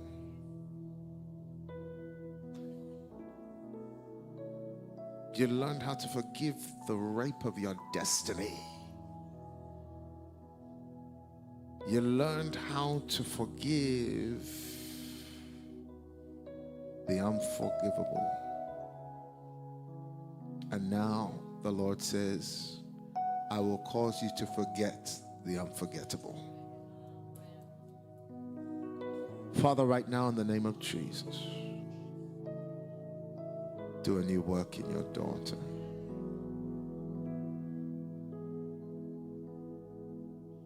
In the name of Jesus, we can't go back and fix what was broken, but we can move forward from this place. And I hear the Lord say, if you'll trust me, I'll heal an awkward relationship. I'm going to mend something that the enemy tried to break down in your family. And the Lord says, I'll be your lawyer, I'll be your judge, and I'll fight for you, and I'll vindicate you. Every battle you're presently facing, this battle is no longer yours, it's mine. And my promise is, you will be vindicated. I release this grace now, in Jesus' name.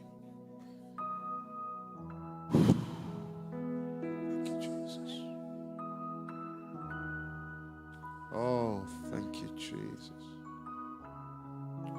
Oh, thank you, Jesus.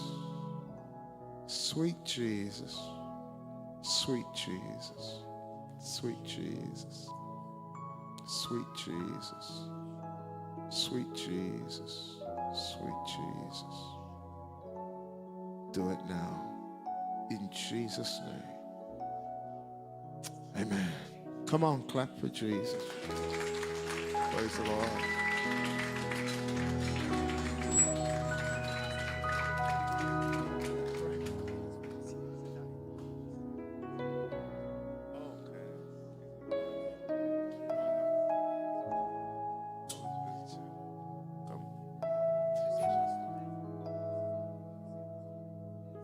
Father, in the name of Jesus, I thank you for this man of God. I thank you for this woman of God. Lord, I pray, heal his body now. Everywhere whole. In the name of Jesus. Breathe new life. Breathe new strength. And the Spirit of God says, I'm not done with you yet.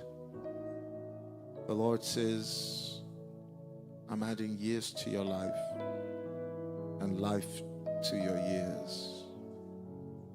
I'm giving you sons that will carry on the work, not so you can retire, but so you can come up higher. For there are things I want to show you that, like Apostle Paul, you'll hear, and the Lord says things that could not be uttered, you'll now begin to utter.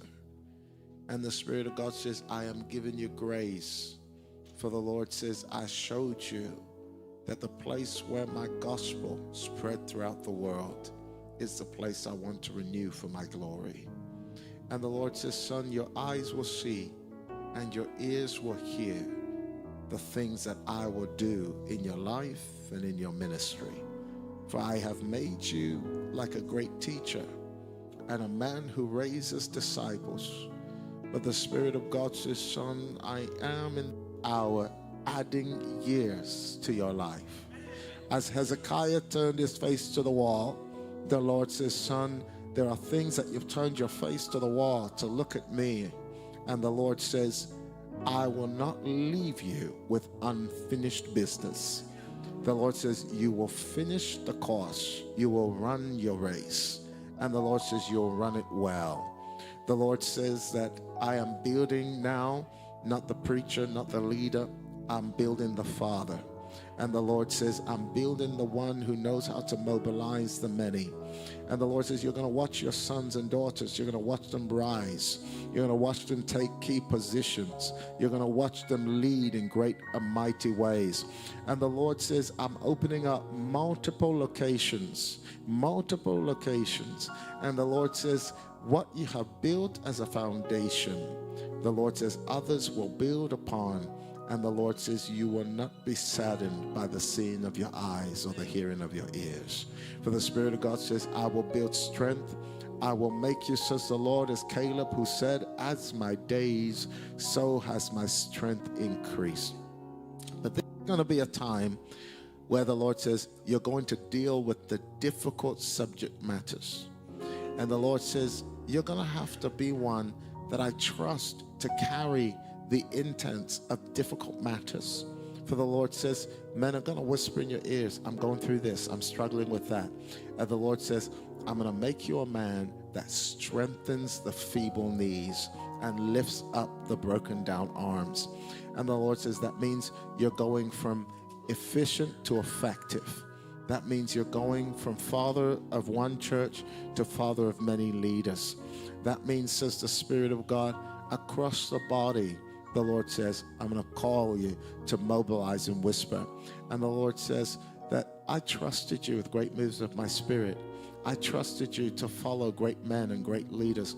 I've already given you a great history. But the Lord says, now I'm going to allow your eyes to see a great future. And just like Anna and Simeon said, don't let my soul go down to the grave until my eyes see the thing you've promised. The Lord says, son, that is my covenant with you. You will see the thing that I have promised. Father, I release this now In the name of Jesus. Amen. Amen. God bless you. God bless you. Father, in the name of Jesus, I thank you for your people. Lift up your hands right now. Father, in the name of Jesus, I thank you for your people. La prasonze kivreinda la bransite.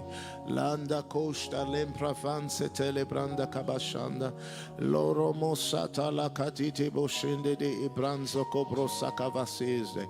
Le branzo koboshanda, le branze kinta manse ele brantaka boshanda. Le branda kabasonte le brande kibasanda. Le branzo koboshanda de branzo kobobo. I see the two of you, and come stand up, stand up. I see the two of you, and I see that the hand of the Lord is getting ready to increase on your ministry. And I see God giving you a great work to fulfill for his kingdom. And the Lord says it is not just a church. The Lord says, I am raising the apostolic anointing on the inside of you. And the Lord says you are going to have to go from church to apostolic centers. And the Lord says, I'm going to make you not just a source, I'm going to make you a resource for where you are right now. And the Spirit of God says, you've already watched as I've raised up your sons, and you've already watched as I've raised up your family as witnesses for my glory. But the Spirit of God says you are yet to see the fulfillment of what I spoke to you years ago coming to pass. And the Lord says, now lift up your eyes and see. For the Lord says, I have made you a people of revival. I've made you a people of transformation. But the Spirit of God says, I've made you a little bit of a historian for the sake of reformation that must come into the land. And the Spirit of God says, son, watch as I use you. Watch as I use you in Italy. Watch as I use you, says the Lord, in Sicily. Watch as I begin to spread your wings further than they could have ever been spread before.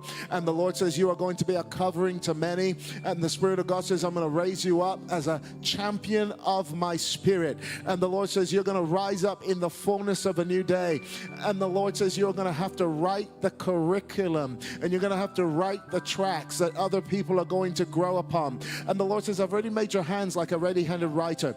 That means, says the Lord, I put books on the inside of you. I put volumes on the inside of you. And the Lord says you're going to teach people foundations. You're going to teach them faith. You're going to teach them discipline. You're going to teach them how to walk with me in their daily life. You're going to teach them the simplicity of the word. But the Spirit of God says, I'm going to now begin to call you to translate what you do in several different languages. For the Spirit of God says it has the ability to bless many. And the Lord says, I'm going to declare over the two of you, the place where you now dwell is too small. The Lord says this is going to be a season where I say strengthen your tent pegs, enlarge your territory, dream bigger than you've dreamed before. For the Spirit of God says you are now in phase 2 of a new project that I'm building on the inside of you. And the Lord says it's going to make you feel like Nehemiah. Nehemiah went from building the wall to Ezra building the city. And the Lord says you're going to step into new Nehemiah projects that the Spirit of God says is going to take you from building churches to building cities. And the Lord says people are going to come around you and they're going to say, how do we construct this? How do we build this? How do we lead in this way?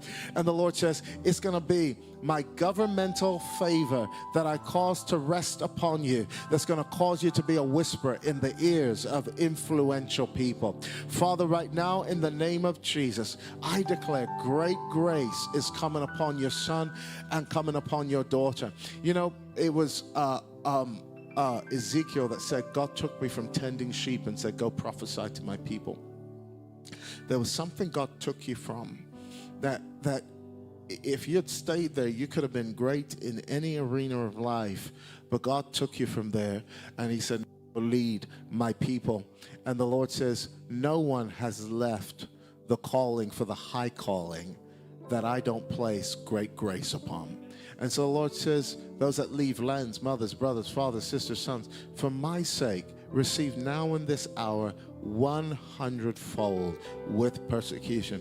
And the Spirit of God says, get ready for the 100-fold. Get ready, says the Lord, for the restoration and the restitution, says the Spirit of God. And the Lord says, daughter, the Spirit of God says, ministry can either be tiring or it can be rewarding. And the Spirit of God says, you've been in a season where the enemy tried to make it tiring. And you've just come out of a season where the enemy tried to put you in a spin and in a cycle of, what are we doing blessing?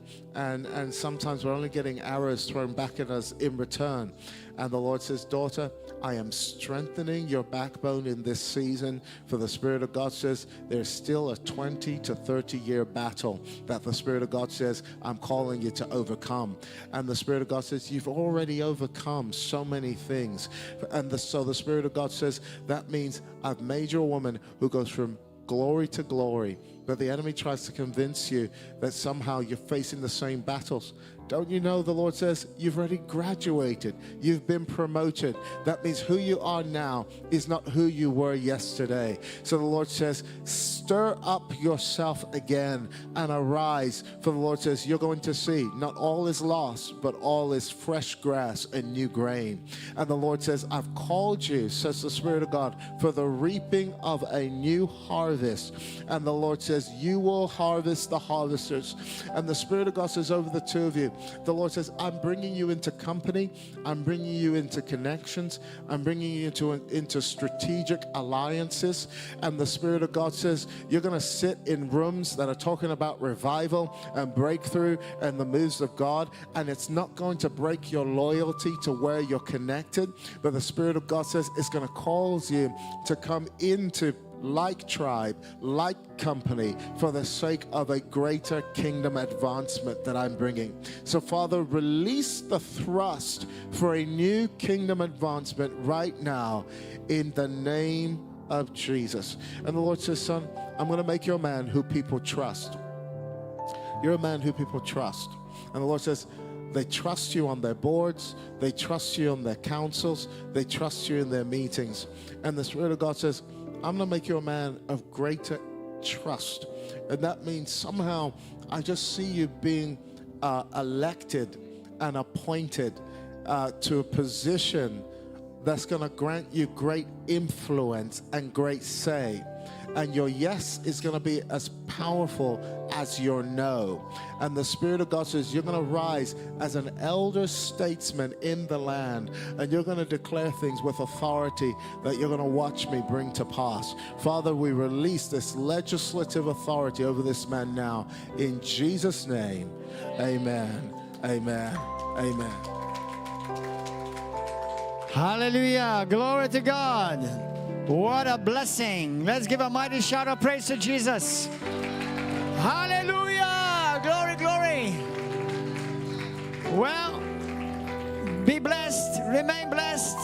Go and act upon what you've heard. And come back tonight here by 7 o'clock. Bring somebody with you tonight. Tonight is our third church service. And then Sunday morning, tomorrow morning, with Prophet and Apostle Tomi Arayomi.